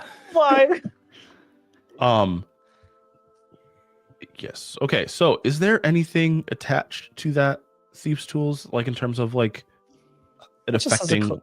collection of different picks, levers, Okay. and pry bars. I'm marking it off because I would imagine I need thieves' tools in order to pick a lock. Mhm. Yeah. If I had something else, I would use that, but I think it makes most Yeah. No. That makes perfect sense. I'm just making sure. I wanted to assess whether or not it was according to like the book, something that just gives you, like, you just automatically open the thing. Oh Or- no! I'm just narratively. She Yeah. has Okay. tools. Yeah, so I want some sort of a role then, and I think that the threat is that there's the potential for this safe to kind of stump your ability to open it. Yeah, that is fine. I've got some other options if it doesn't work. So I will. I'm just gonna. Just light it on fire. So you joke, but that's option B. There's some things. Okay, all right. Documents are made of paper. Just hold on. Just Wills wait. are made Hold of paper. I think I'm gonna spend another advantage. Great. I'm Hmm. gonna spend another advantage.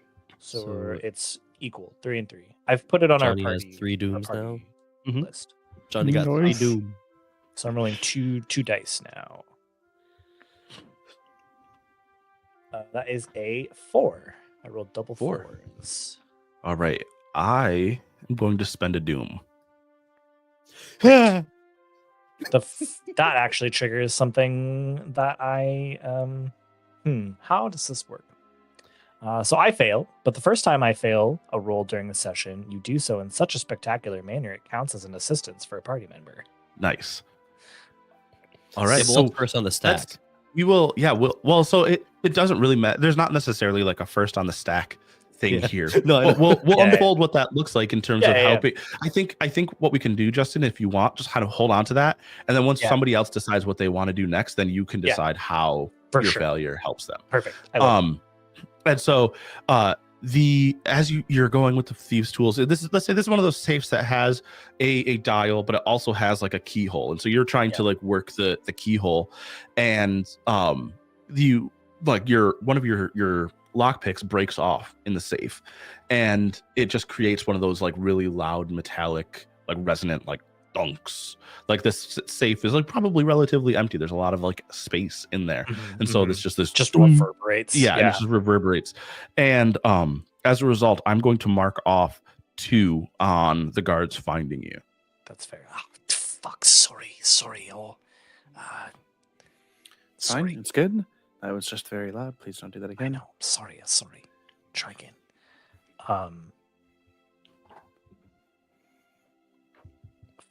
I guess it doesn't say it has to be a different party member. I would interpret it as a different party. Yeah. member. I'm not a. Am I not a party member? You Am I not are, a party but I member? think I might push back on that someday. Am I not part of this I was party? gonna say you could push back on that someday. I would say that there would be circumstances where you could be the party member that it helps. I'm gonna say this time you can't be. Yeah. I think unless anyone has anything, I would like to mark off Bandolier. And out of the Bandolier, pull out an acid flask. Yeah, it's a great use. Yeah. That is a which great use. specifically says it can melt through bits of metal. Nice. And so I'll pull out this little tincture of an acid flask, and I'll be like, sorry, I wanted to try that first. So this is a little bit more volatile, and I'll basically pour it on like around where I think the locking mechanism Yeah. is to try and eat. That's through the great. lock. I think that makes a lot of sense. I do think that here there is a risk that maybe your hand isn't as steady as you want it to be, or you can't see inside of the safe. But I think the risk here is that you will pour this and that the acid will affect the will in some way. I think you should use advantage on this again because we're at 4 again because he spent 1, so we're at 4 Yeah, and he's at 2. I correct. Yes, we're back at 4. I'm going to ask for a devil's bargain instead. Yeah. I want to hear what a devil's bargain is. Yeah, I think in this case, the devil's bargain would be... Actually, let me just pull the thing up again here. I'm so sorry. Be very sorry. Not too long. I will be so good at this. It's fine. It's new. Yeah, you will. This first job is giving very like classic, like blades in the dark feel, right? Like it reminds me of the kind of jobs we even did on like Scum and Villainy. May I also, while you're thinking, suggest as well too that my Down in Flames does affect this, and it has reduced the severity of the consequence. I.e., like my lockpicking maybe got like a tumbler, right, or 2 of Yeah, the 3 yeah. or 4. Or maybe because the piece of the lockpick is in there, it's kind of Well, like here's- less here's- likely to drip inside. Yeah. Here's the issue. I think what I want to clarify what the risk is so that you know Sure. what direction things are moving, because Yeah. the risk is not that you won't open the safe. You're opening the safe either Yeah. way. The risk Yeah, is that the will The be will will damaged get by on. the acid. Yeah. So I would say that maybe like to Nick's point, like something hits it drips on that instead. So maybe it doesn't Sure. all drip on the will. Yeah. So I'll say then that the devil's bargain here is that you don't affect the will at all. Like whatever the mechanism is, the acid won't touch the will. It will open the safe, but some of the acid will drip on the floor and then through the floor and alert a guard in the room below that It's xenomorph something acid. is happening upstairs. It's a xenomorph spit. Yeah. Well, if it can melt through metal, it can definitely just bore Yeah. through wood Oh, in a yeah, couple of yeah. seconds. I'm fine with that. I'll take that. So that'll fill up both clocks. You guys have found the will, but the guards are also now acutely aware of your presence. Frick. I'm rolling 2 dice. It's fine. It was gonna happen eventually. We're just gonna have to book it to the tunnel on the first floor, and I think we'll be good. That is no, we a don't.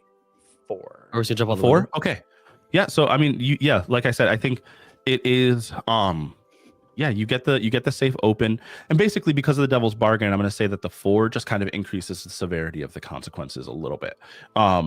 So cuz like the consequence is kind of the same either way, if without increasing the severity. So you get the safe open, there's like a thunk and the door just kind of swings, like, so it just kind of like just kind of cracks open, and you can easily grab it and open it up. And you can grab the will, no problem. It's sitting right there on the bottom shelf of the safe. And it's like the only, as far as you guys can see, the only like clear document that looks will like in any way. It's got like a few official seals on the outside and all that kind of stuff.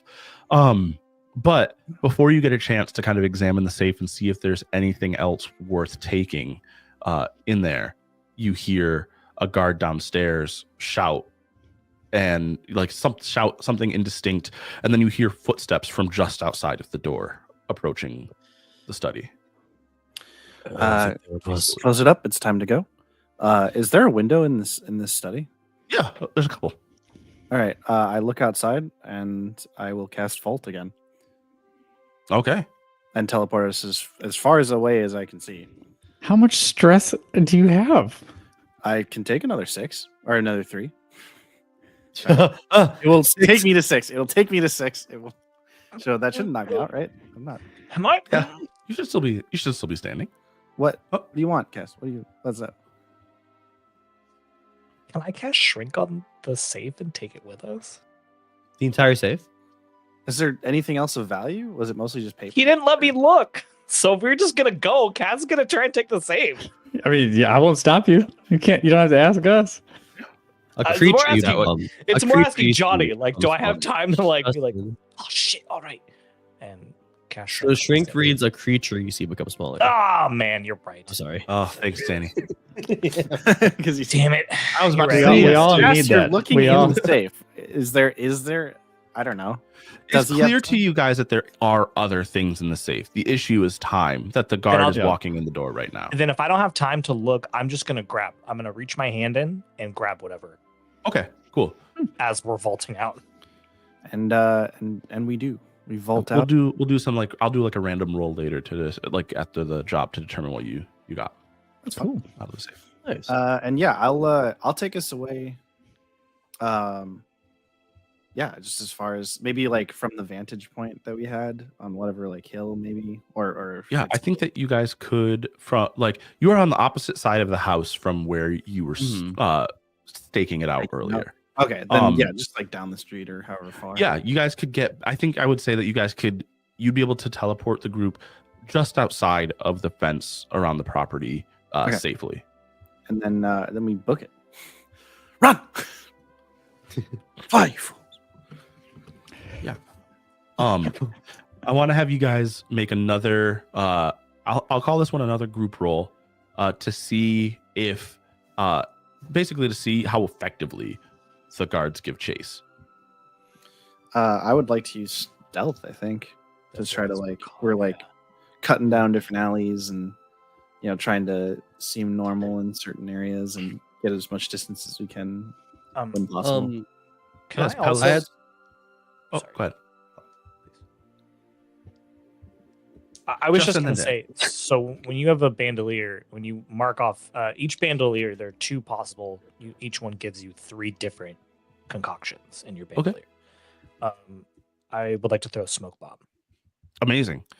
Cool. So I will say that gives you an extra dice or whatever you guys roll for this group roll.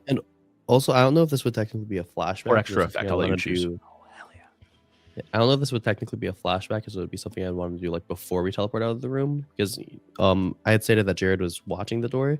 I think once he found out that we were getting ready to leave, he would take a blade and try to like bar the door just to make it take a little longer for the guards to get into that room and see us out through the window. Yeah, I think in that case, I'm gonna have you make a roll.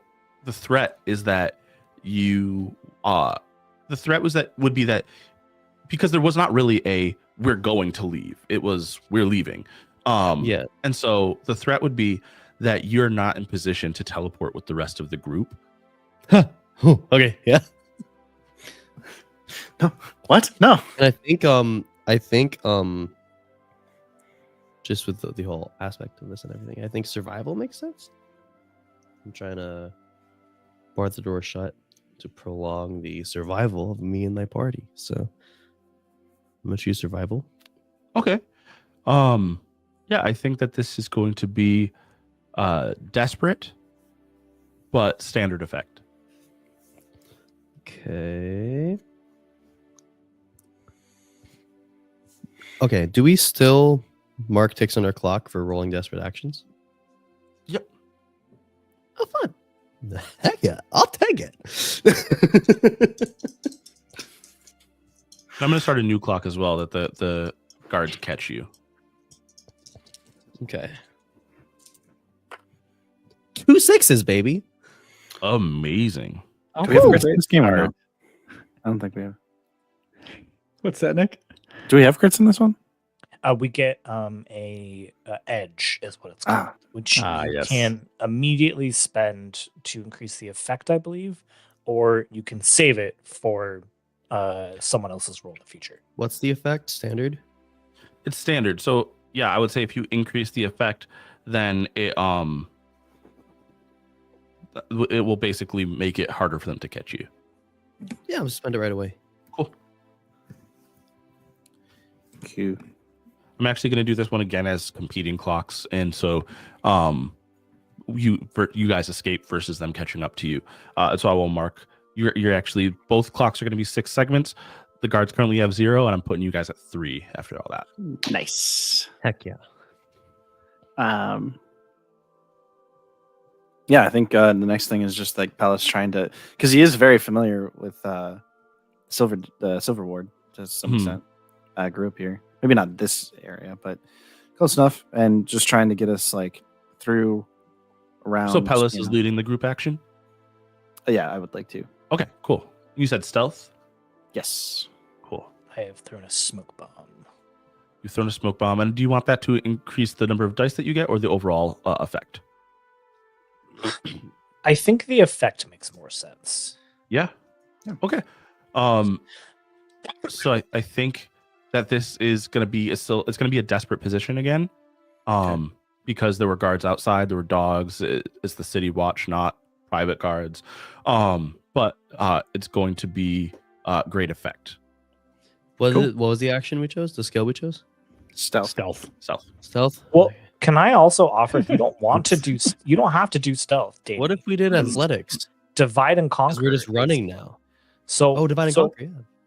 Group actions don't have to be the same anymore. You can do the same, or you can also divide and conquer, which is if the team faces a variety of threats, the players can play to their scoundrel's strength or their player's strength, each tackling a threat with their own action.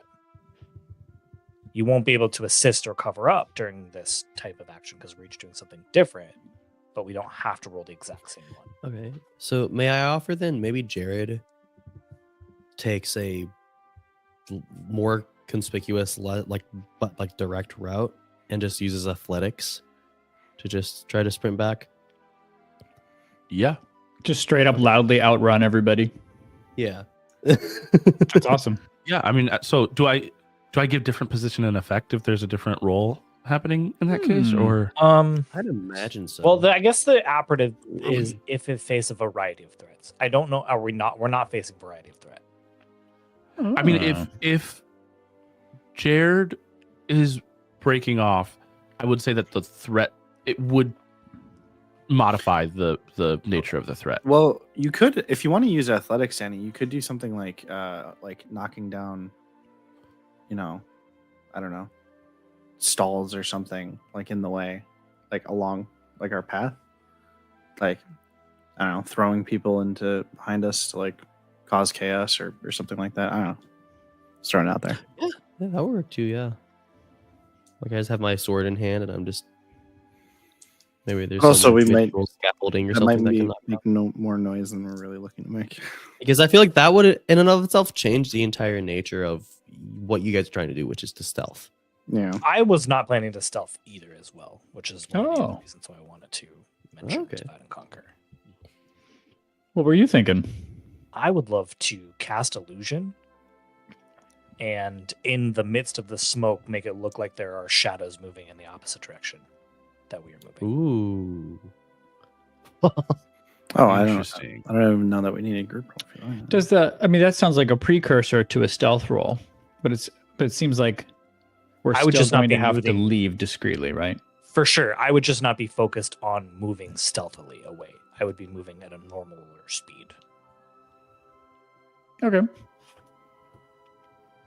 Yeah, I think you're right. The precursor of facing a variety of threats depends on if Johnny wants to mechanically call the different elements he's described as different threats, like the dogs, for example, or something. Yeah. Well, here's what's at play. Like right now, the guards and the dogs would be giving chase. If Jared were to break off, the nature of the threat from the guards in particular would change because they wouldn't simply give chase if he's outside of if he's no longer being stealthy and is separate from the rest of the group. At least one guard would pull out a crossbow and try to to take him down. Fire at him. Sure. Yeah, cool. And Bring is him down. Lyrian still a Sorry. cat right now? Yeah, I was assuming I was still a cat until it seemed prudent to change. That's perfectly fine. I just wanted to know for Yeah. what Lyrian was doing. Okay. I think based on what you guys have laid out at this point, it's still just one roll, desperate with great effect. And so, but I can roll athletics. Yep, you can roll athletics. All right, cool. Yeah. Okay. So I'm still rolling stealth, right? Yep. Okay. Can I roll? Since I'm casting illusion, I'm gonna roll bluff. Okay. What are you gonna roll, Steve? Stealth. I roll cat. I roll Can I cat. push myself? Is there still pushing yourself? There is, right? There Yeah. is. For more dice. Okay. No. No. There is not pushing yourself for more dice. But you still have advantage. Yeah. True. But I already rolled before thinking of that. So I have a 3. I rolled a 4. I also rolled a 3 too. Okay, I'm good. I'm sorry, guys. I'm using advantage on my. Smart man. Ooh, Should have done 5. that myself. Hey. 5? All right, so 5 is your highest roll as a party. And then I have to roll 2. I marked 2 stress, right? Because I was leading the action. I thought you only marked stress for ones. Did that change?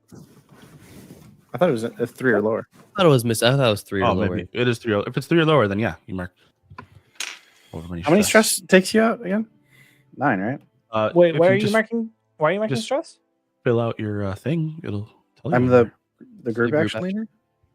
No longer, I believe. No longer. Oh, because we're divine and conquering. And even if Normal group actions don't do that anymore. they don't do that. Oh. Ah.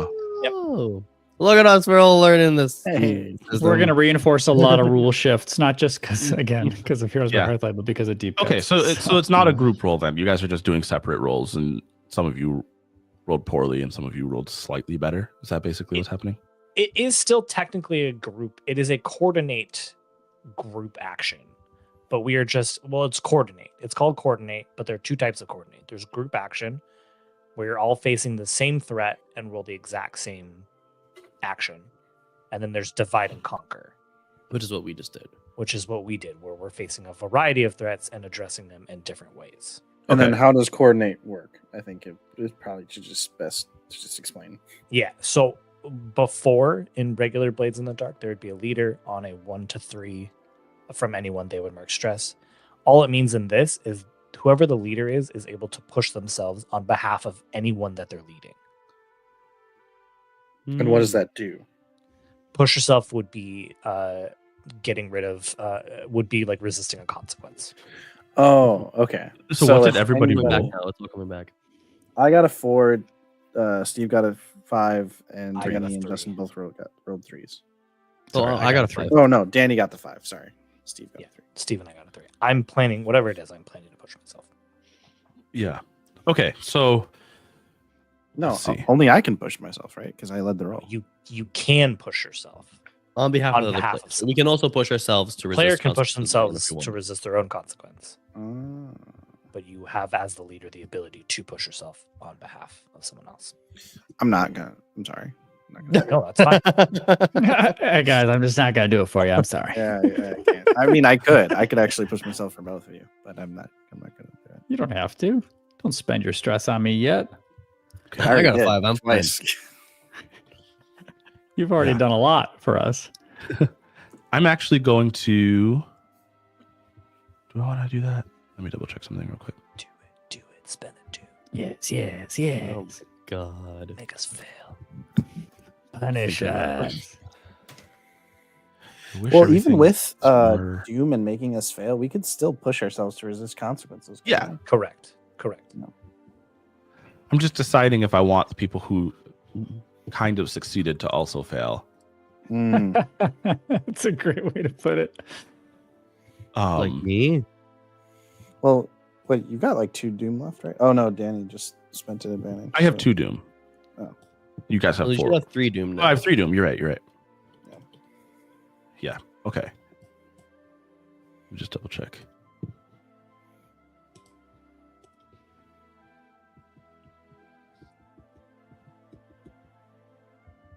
Okay, cool.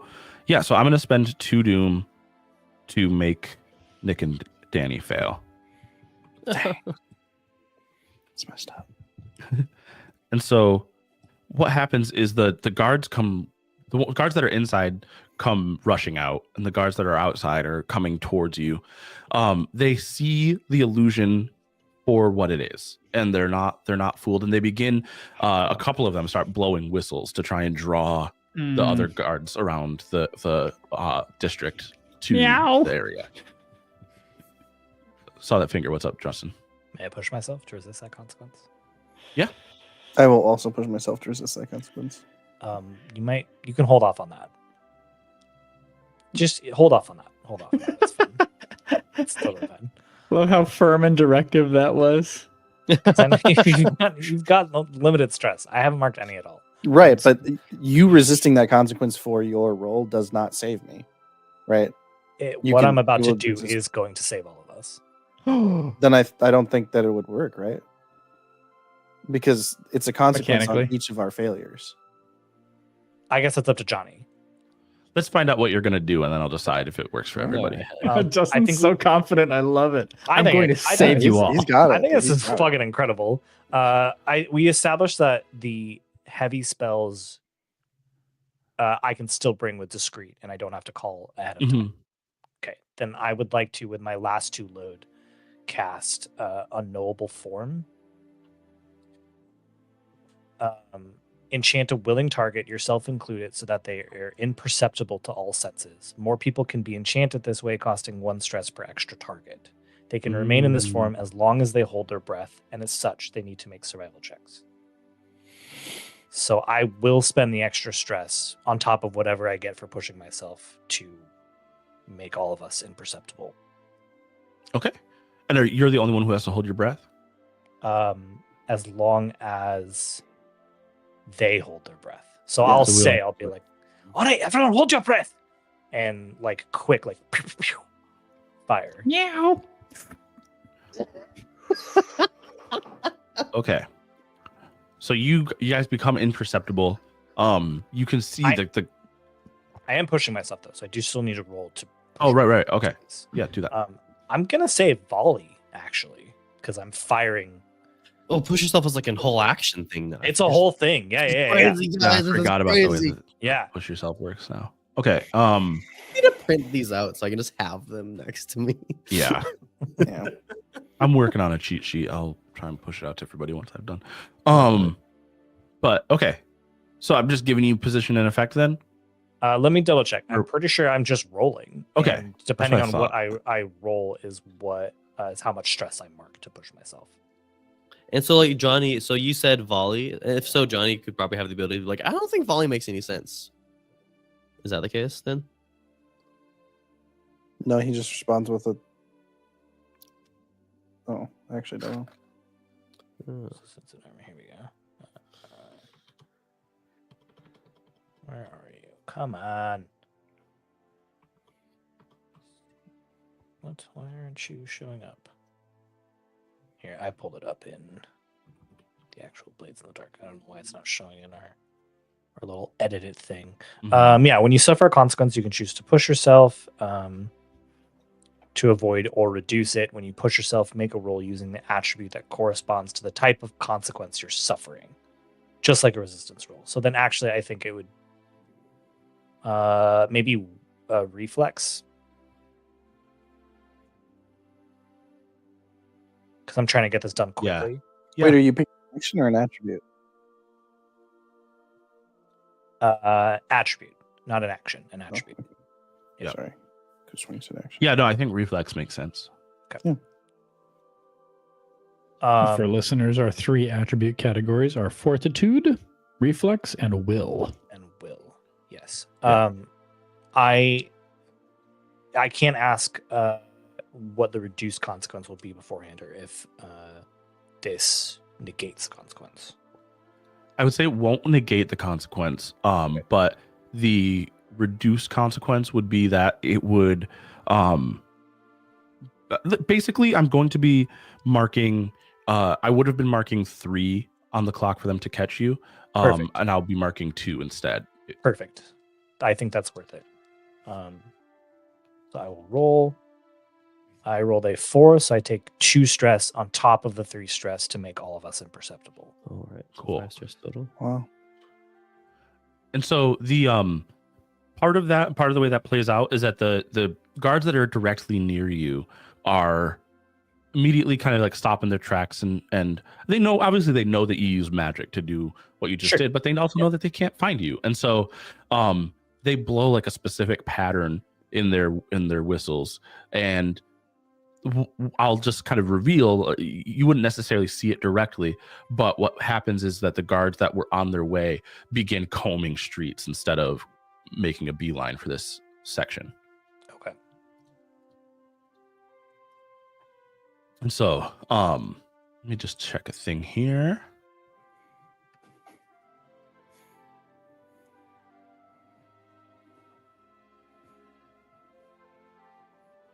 Yeah, so I mean, you guys are currently your hideout, your whatever you want to call it, your base is in the center of the city. It is like dead center. It is not technically in any of the districts, and you are deep into the Silver Ward right now. And so, I will say it's going to, you guys, if you remain in this state, you're going to be holding your breath for a while. It's going to cost you a bit of stress to get back to your base and be imperceptible doing so. Does that make sense? Mm. We just need to get free. We don't need to get exactly back to the shrine. Yeah. Can I?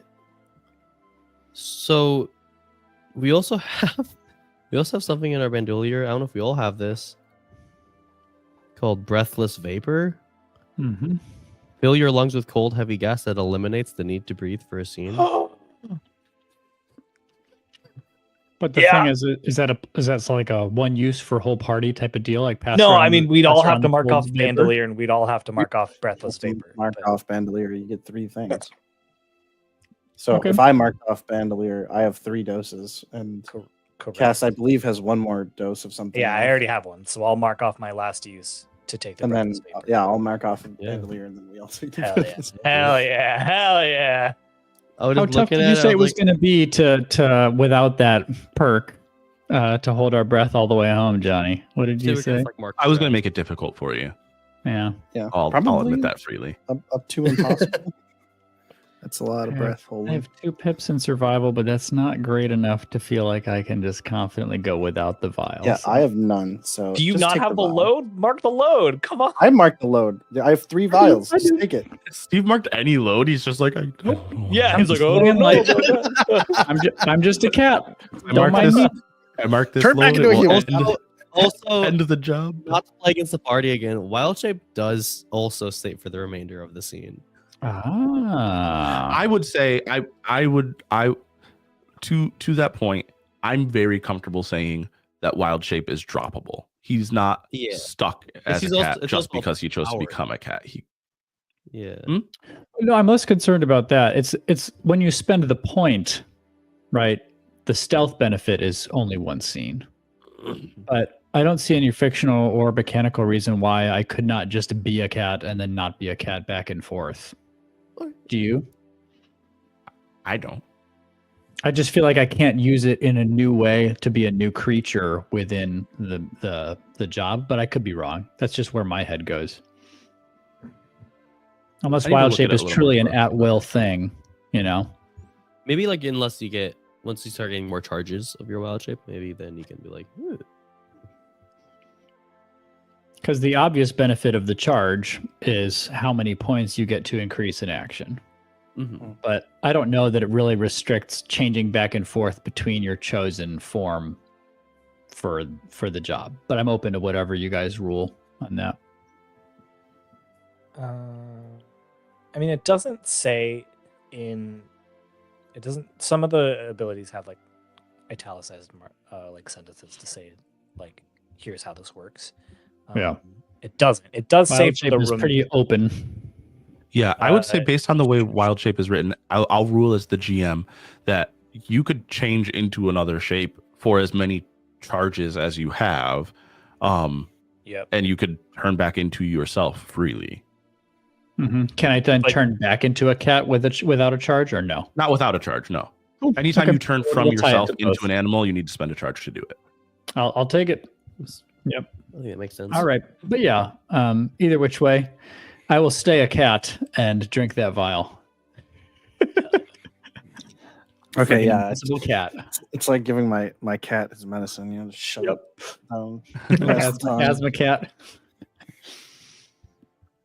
Cool. I mean, That's so with the that, statement. then you guys would be in a controlled, great effect kind of a position. So there's no need for rolls. You guys can make it back to your base as long as that's where you're heading. You can make it back really wherever you need to go. You can make it back to your base. You can just go straight to the den, whatever you want to do. You've got Let's go to the den. Let's Yeah, go hot with off that, the yeah. press. As well, right? Yeah.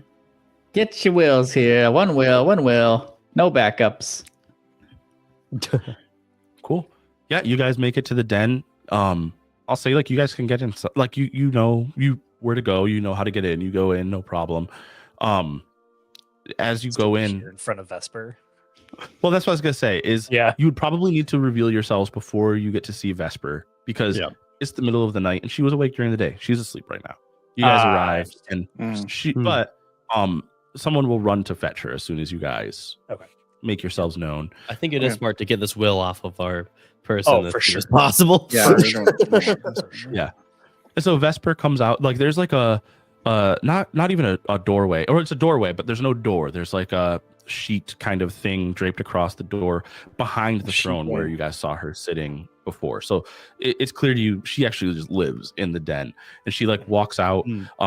You know, she walks out of the back, kind of adjusting, like putting a robe around herself, like you know, she's like just closing it and tying it up as she walks out, and then sits on the throne and kind of like rests one arm and is just sitting up with her, like crosses her legs. And well, I'll pull the. you're back so pull the soon. will Does that mean you succeeded faster than I thought you could?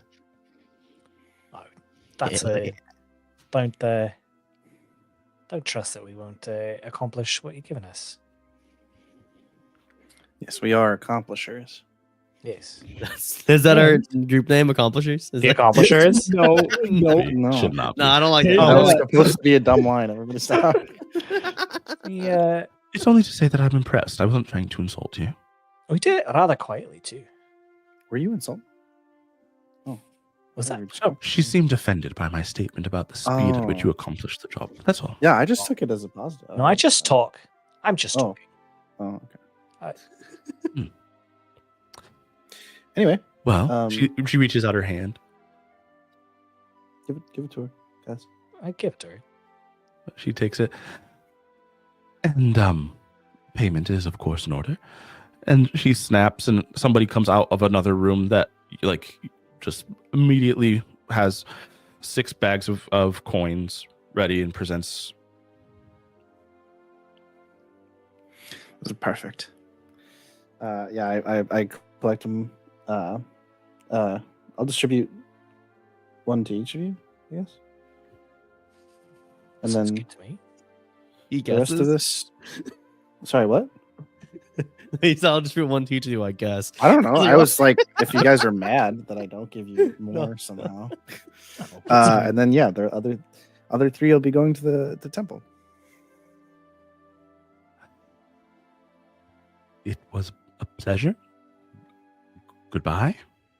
That's good. Goodbye and good night. Just don't forget us if you've got any other jobs. Please. I won't. Cass gets bored easily. I'm so bored.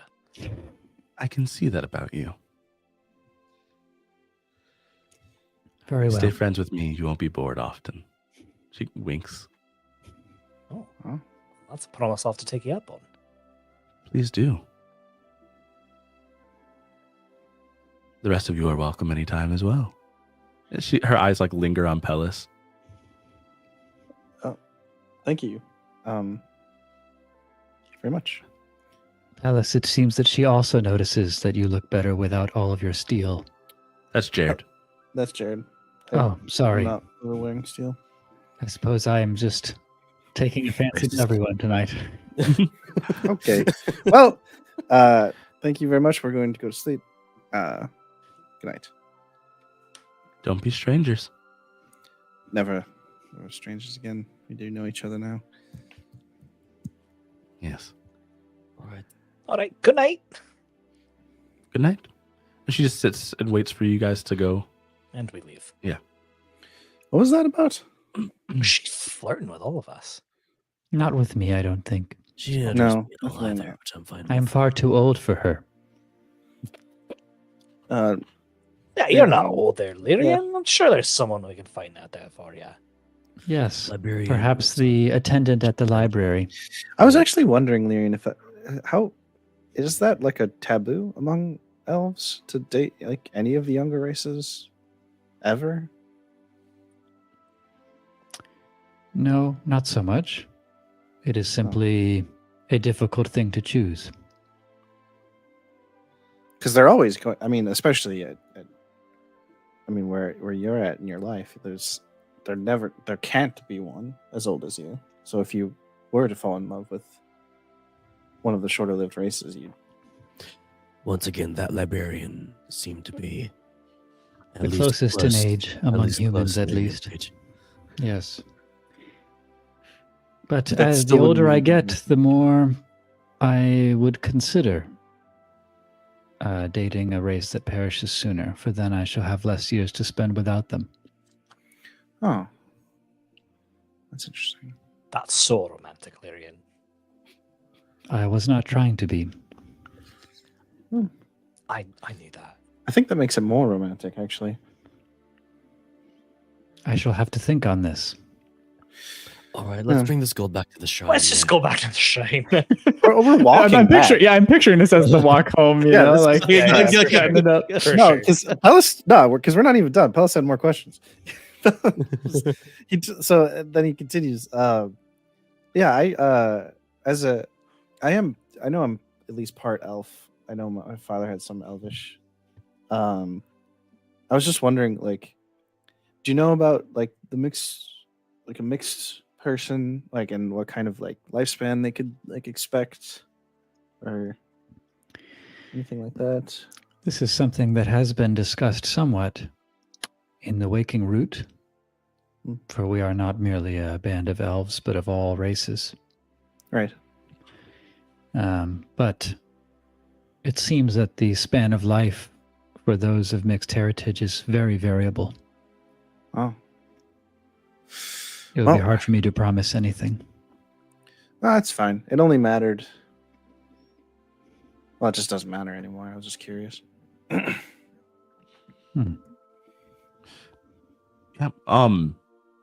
You guys make it back to your shrine unencumbered, and it's clear as you make your way that the city guard is on alert around the city. But nobody really got a good look at you guys, and there is there's some level of, even though you guys are a tier 0, you don't have like a great reputation.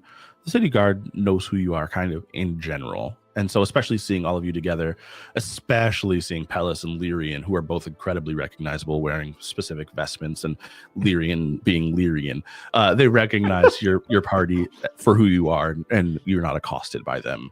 They don't assume that you would have done something like this. And so you can make your way back to the shrine, no problem. Nice. As you guys get back to the shrine, I will say, Cass, you grabbed some loot on your way out the door. Where's the And so I forgot about this, and I'll pull it out of my like pocket or backpack or wherever. What is it? Put it. What is it? I want don't know, you I to just roll grabbed it. 1d6 to tell me how many items you grabbed. Oh, That's so much. Just reach a hand in the safe. Come on. 6. Yes. Are you serious? Mhm. Roll a 6 is six? bad. Okay. Oh, Yeah, no, 6 so is, how many 6 is items? actually Never bad. mind. That's the worst one. Oh man, Dang it. you actually lost your hands inside the safe. You Yeah. left something behind. Just hasn't noticed this whole time. She has no hands. No, I think that then there's 6 items, and I need to come up with a couple more items because I really didn't think we were going to roll that high. I didn't think I would either. But I do have 3 items ready for you, and I'll come up with the Okay. other 3 as we talk. May I suggest this is the total, could be like throwing a stick into the spokes of a bike type of deal. May I suggest an idea for an item and just see what you want to do with it? Why don't you drop it in the chat while I tell Okay, them the I will. other Yeah, things? All right. So one of the things that you find is a map on vellum. You have no idea what this thing could be worth. You have no idea what it goes to. It appears to be a map of. It is not that, but sorry, Steve. That won't be one of the items. But because I did say that it was only one. There is only one, yeah. Steve suggested a copy of the will, but no, you find a map on vellum. It appears to be a combination of a map that spans the forest and the grasslands, but you really can't tell anything else about this map. Someone else might be able to look at it, give you a little more detail. You also find a brooch that is in the shape of an upside down tree folk. It's very clear from the decoration of the brooch. And like there's the way that a brooch goes on, the way it's meant to be pinned. It's clearly upside down and a tree folk. And then there is, and that you could estimate is worth about 1 coin. You find a gold ring as well with a large ruby inset that is worth about 1 coin. You find another sheet of paper that has a list of what you can assume are books. It seems like titles, and what section of the library those books can be found in. It's a list of 4 books. What section? Each book is in a different section. It's not like it's I got you. Yeah. Okay. So each book, it's like a title, and I will make that off air and give that to you later. But you have a list of 4 different books, 4 different sections of the library. So many plot threads I want to follow up on. I love that. Yep. And then let's say that you do find. I'm just gonna get really lazy with these last 2 items. That is just 2 straight up coins. Okay. You just find two coin. Or like 2 bags worth of coin. Yeah. Also, your currency, similar to like with Scum and Villainy, like your currency, like it's 1 coin that he can check off in his stash. Okay. Which is Yeah. some amount of Yeah, like a some amount significant amount of Like money. roughly a week's wages. Yeah. Mhm. Good life.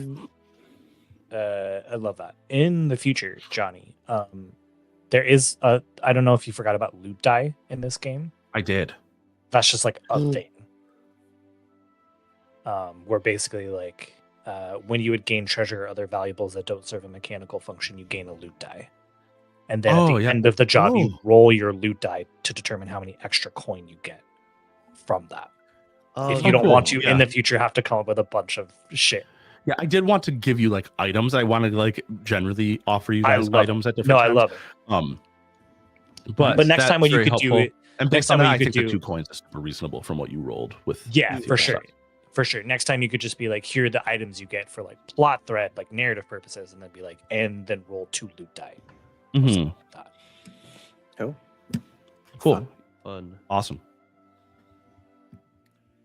And then we go to sleep. Pellis is tired. A lot of stress. Actually, no, Pellis doesn't go to sleep. Pellis immediately goes into the main room of worship. And first asks for forgiveness for Mhm. stealing from the wealthy. But also is kind of like, but also I've just made someone else wealthier. So kind of, it's like making deals in his head with his god. Mhm. And kind of just and he doesn't even just do it with Diastall. He'll I don't think he would have made any other gods. He didn't really act in any of the other gods' domains, so maybe it is just Diastall.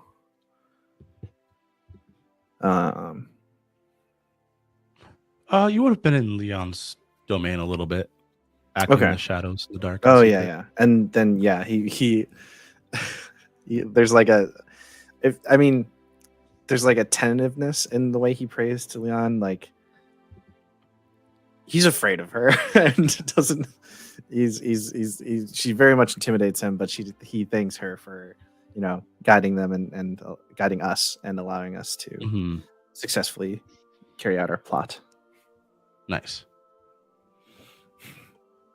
I think just if you want to, we could go to Cadmere and sell it. Otherwise, that 4 coin. I was just thinking each of us could take an extra coin. Okay, yeah. Right, yeah. So like basically just kind of de brooch. facto selling the brooch and the brooch and ring. a gold ring and Okay. AAM. Cool. Unless Lyrian was interested in studying that brooch a little bit more. The brooch is what type of object? It's It's the the shape of an upside down. Basically a gold pin in the shape Did of an someone upside put down the 2 extra coin from the payment into the party fund, I did or not. did we start with? I 3? did. I did. No, Okay. no, I did. Okay, just make sure. Yeah, I mean, if it's tree related and it's upside down, it is curious to me. So I would like to. I'll just do give that gather to you info. then. Yeah, Yeah. you can decide what you want to do with that. Okay. So don't give yourself a coin and just take the Yeah. brooch instead. And then the map and the list of books we should follow up on Yeah, those sound super promising. as plot hooks instead. Cool. All right. Is that something that we want to take action on now, as far as the gather info stuff, or is there other things we want to move to with our remaining? So we can time? do that during downtime. But first, let's go into this is all technically part of downtime, but we're gonna start with like ire and all of that jazz. Cool. So I got to make sure I understand this. And Justin, you can help me out here if you don't mind. After the crew finishes an adventure, succeed or fail, they take time to recover, regroup, and prepare for the next mission. It's called downtime. And then part of that is going to be the crew phase where we get ire and hold and all that stuff. So, fallout, crew phase, fallout. The GM assesses the fallout from the score in the form of an amount of ire gained and assess base heat plus any additional ire from the events on the score. So, what is you guys are tier 0 right now still, right? Tier 0, yep. Big fat 0. It's a big fat goose egg. Okay, so you guys technically didn't have any true contact with forces. But you didn't get proper tribute. And you were because of the district that you were in, it isn't, even though it's within the settlement, it's an enemy district. And it counts as an enemy faction. Yep, and so I'm going to give you guys, it's 1 ire, silver ward. Cool. Well, so that's the base. And then it's a high profile, well connected target, which it is.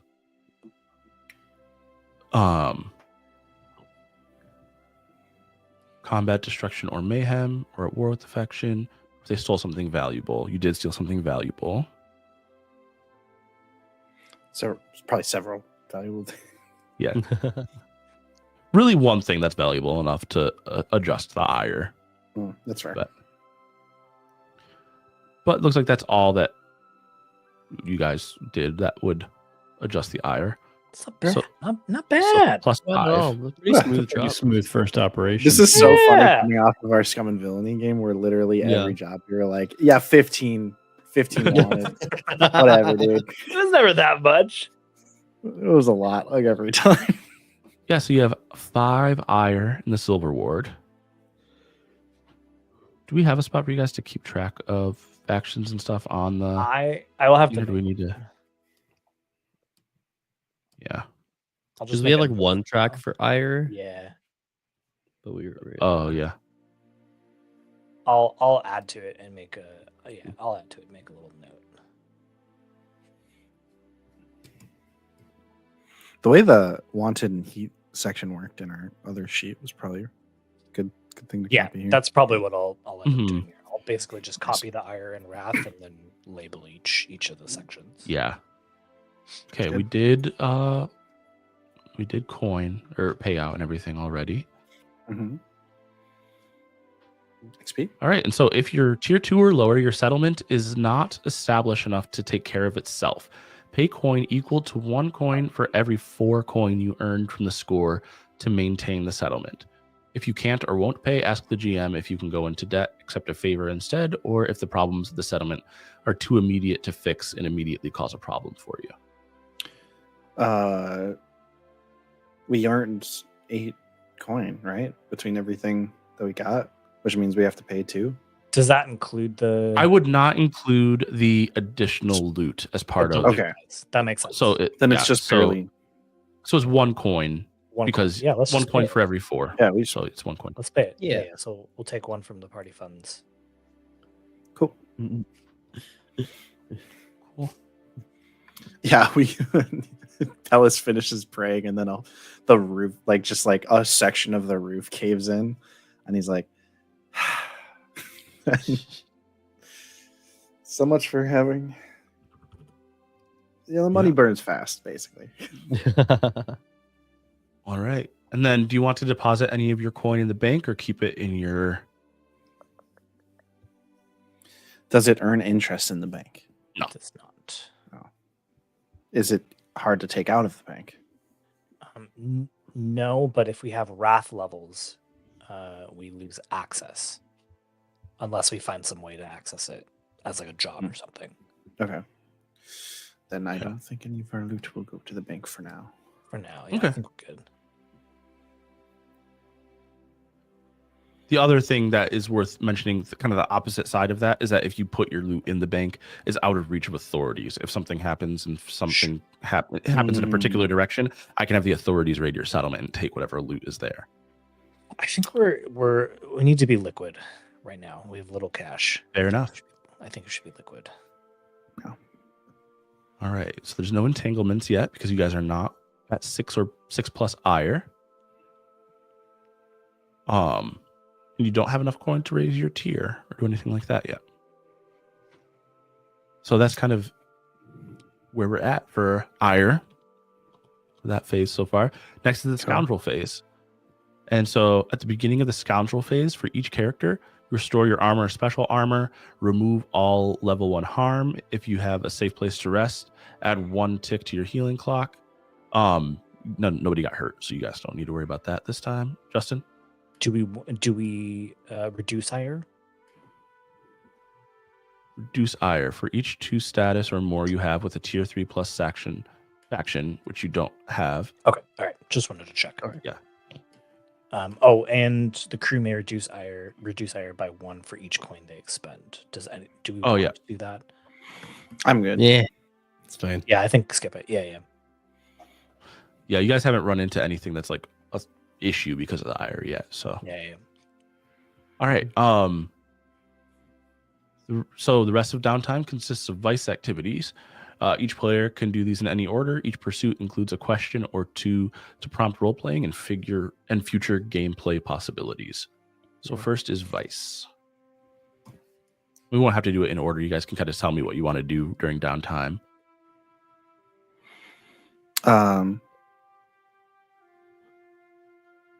Yeah, I think that that the prayer isn't so much how Pellis's vice like comes into play.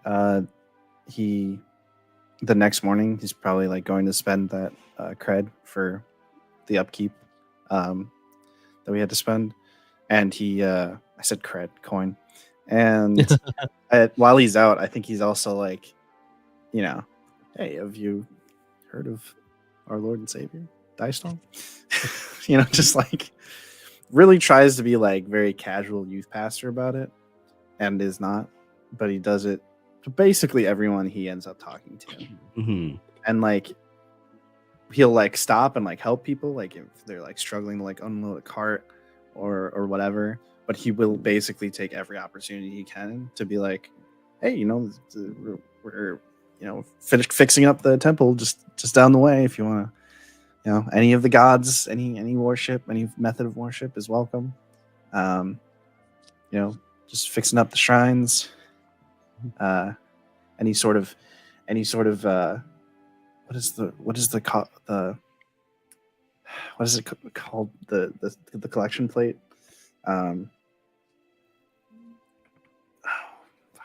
Like you put the offerings in. A tithe? Tithe. Thank you. Any sort of tithe would be appreciated. You know, and just trying to bring back worship in our community. Yeah. So so you spend a coin to clear all your stress. Okay. And then because your stress level was at 6, if your stress level is at 6 or more, you overindulge. Your character suffers a complication depending on your roll on the table below. All right. So I just roll 1d6 then? Yep. Okay. I love the get wild. I'm gonna have to play around with it because it's obviously meant for scoundrels and not fantasy adventurers. Is 6 bad? Wasted. Your vice costs a downtime activity. It takes Now time. you can only just- choose yeah, one that's downtime fine. activity. But Yeah, so he's Yeah. and I think the coin is also him, like he also like gives like will help, like, you know, buy food for people, or like literally just like community outreach kind of stuff, and it does just like take a while, and that's one of my downtime activities. Yeah. You could also ask the GM if you hear any rumors, gossip, job offers, opportunities, or warnings for you. So do I ask that? what can I learn? I would say in this particular instance, because of the way that you don't hear anything really beyond the normal grumblings of like the poor about you know, wealth inequality and things like that, and nothing that's necessarily actionable at the moment. Okay, that's fine. Sounds good. Wow. Dystall is the Lord of Wealth, if you want to just how annoying would that be? It was just like, yeah, man, I'm just finding it harder and harder to stretch out the wage, and it's like, well, you know, Dystall. Anybody else indulging vice? I am indulging my vice. Oh, you can go. no, I was just I'm also indulging my vice. But if you want to go first, Justin, you can go. Yeah, Cass, once we get dropped off, like the next day, she leaves and goes back to Copper Row, goes to like a section of the Copper Row where the Ashen Eyes like require a payment. So that's like she's spending a coin to get into this area because she has a tiny little shack. And it literally like she walks up to the shack and walks in. It's literally just a singular room. And there's a trap door that she opens and goes down. And in a singular room underneath this tiny shack is it's just a bottle. And inside the glass bottle it looks like a fairy. And Cass gets down below and just, all right, Celine, how are ya?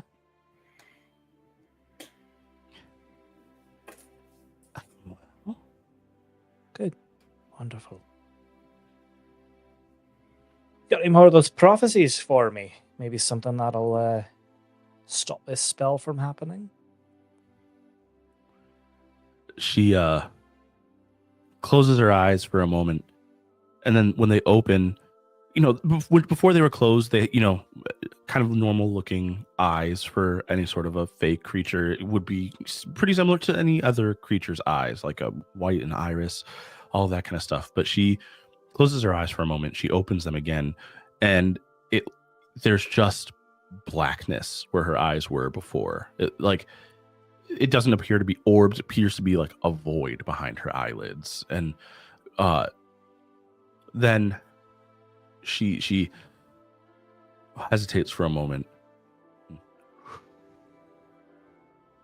And a deep, like her voice, you know, is high. It's true. It's almost like like bells when she speaks normally, and now all of a sudden a voice that is deep and resonant comes out. And you must do good. You must do good by the right of Braithiam. You must do good by the right of Briothu. You must do good. You must save them.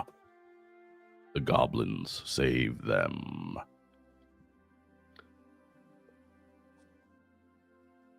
And then her eyes flutter close again and open, and they're back to normal. Fuck, no, I hate it when you do that. If you hate it so much, you should stop asking me to. I know, but it's the only way, you know. Sorry, and sorry too. I've got you trapped in here. I can, and she'll like walk up now and like unlatch the bottle to let Celine out. Just I don't quite trust the other three yet. I wanted to keep you safe, so it's the easiest way is to keep you safe here. Sure. Once we know we can trust them, you can come to the shrine with me. For whatever it's worth, I think you can probably trust them. Been with them this long. That's the difference between you and me, Celine. I don't I think trust. the real difference between you and me is that I wouldn't put someone I claim to trust in a bottle and say it's for their protection. Yeah, you got me there. You got me there. All right. How about this? No more bottle.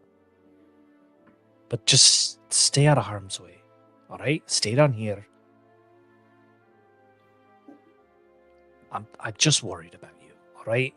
Don't want anyone to see you and hurt you.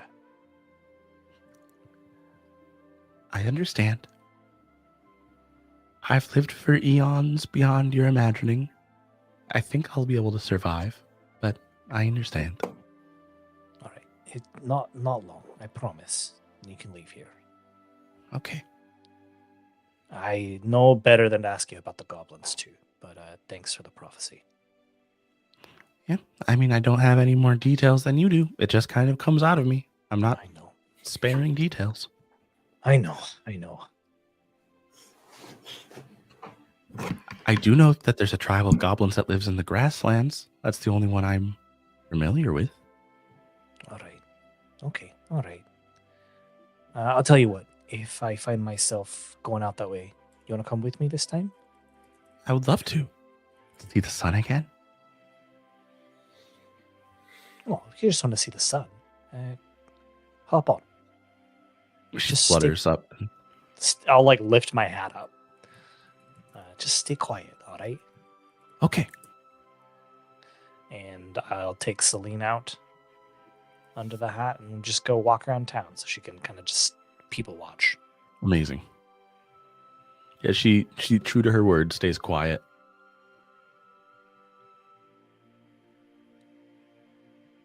All right. Jared, were you going to indulge Vice as well? Yeah, I was deciding between it. I think I am, because less of a chance. Oh, wait, hang on. Sorry. May do it, right? Yeah. I need a coin and a roll. I spent a Oh, coin. you didn't have 6. You didn't have 6. Yeah. Okay. You spent a coin. Cool. I had 5. Sorry. Perfect. Yep. All right, Jared. I also have below 6, so I'm Mhm. just gonna spend a coin. And Jared, he goes near the shrine. As I talk through like the logistics of it, let me know, Johnny, if you think it would make more sense to have this be like right outside the shrine, but sort of off from his little cubby that he sleeps in. He sits down in front of this like fireplace that has this like, what's it called? It's like a makeshift forge. It's like a tiny like clay forge, right? Mhm. And he sits down by there and he pours out one of the bags of coins and he puts it in there as the gold begins to melt. And as he sits down, he does the same thing. He pulls out his shield and lights the candle and starts just saying those names. And he pulls out something from his pocket and it looks like this mold that has the same symbol that was on the pendant that he was holding. And he goes through this entire process of waiting for the gold to melt and pouring that melted metal into the mold. And then it's like a long process. And at the end of it, we see that he makes another kind of more like raggedy pendant because it's like made with like a makeshift forge. They just melts coins in. into this mold. But then he goes into his room and he hangs that pendant on this hook that he sort of has on his wall behind this curtain. And we see several other ones hanging there, probably a bunch. Like if whatever rod is hanging on, the rod's like bending down. And as he hangs it up there, he pulls out this book from a nightstand he has next to his bed, a real thick book. As he opens it up, you see it's just filled with names on every page. On hundreds of pages, there are just names. And he crosses out one of those names before he puts the book back. As you are doing this, as you're going through the process, just over and over in your head, you keep hearing a voice whispering, "This is your fault. You must pay for what you did. You abandoned us. You're the worst. We're dead. You abandoned us." Just over and over again.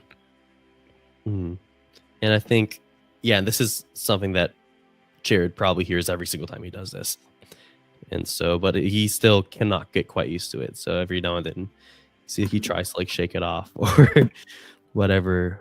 Maybe every now and then he even like slaps himself in the head just to try to like, focus. Yeah. And as you do it, you hear the voice, and when you go and you hang the sigil up on the rod, the voice stops. Yeah. And then Jared lets out a sigh of relief. And yeah, that's his solitude vice. Cool. All right. I think we will pick downtime back up next time we gather. But for now, that is the end of this episode. You guys have successfully completed your first job. And you've got some stuff to show for it. It's amazing. You guys did great. You too, Johnny. This is You fun. did amazing also. Thanks. I wish we could just play again right now. I know. I really wish we could just keep playing. You guys want it? Just kidding. Oh my god. I mean, kind of, yeah. My wife would probably kill me. But Well, thank you so much for watching this first episode, and we'll be back with more Here's by Hearthlight in 2 weeks. Well. And if you're listening to the audio, we'll be back next week. yeah. Bye. Thanks for coming. See ya. Bye. Bye.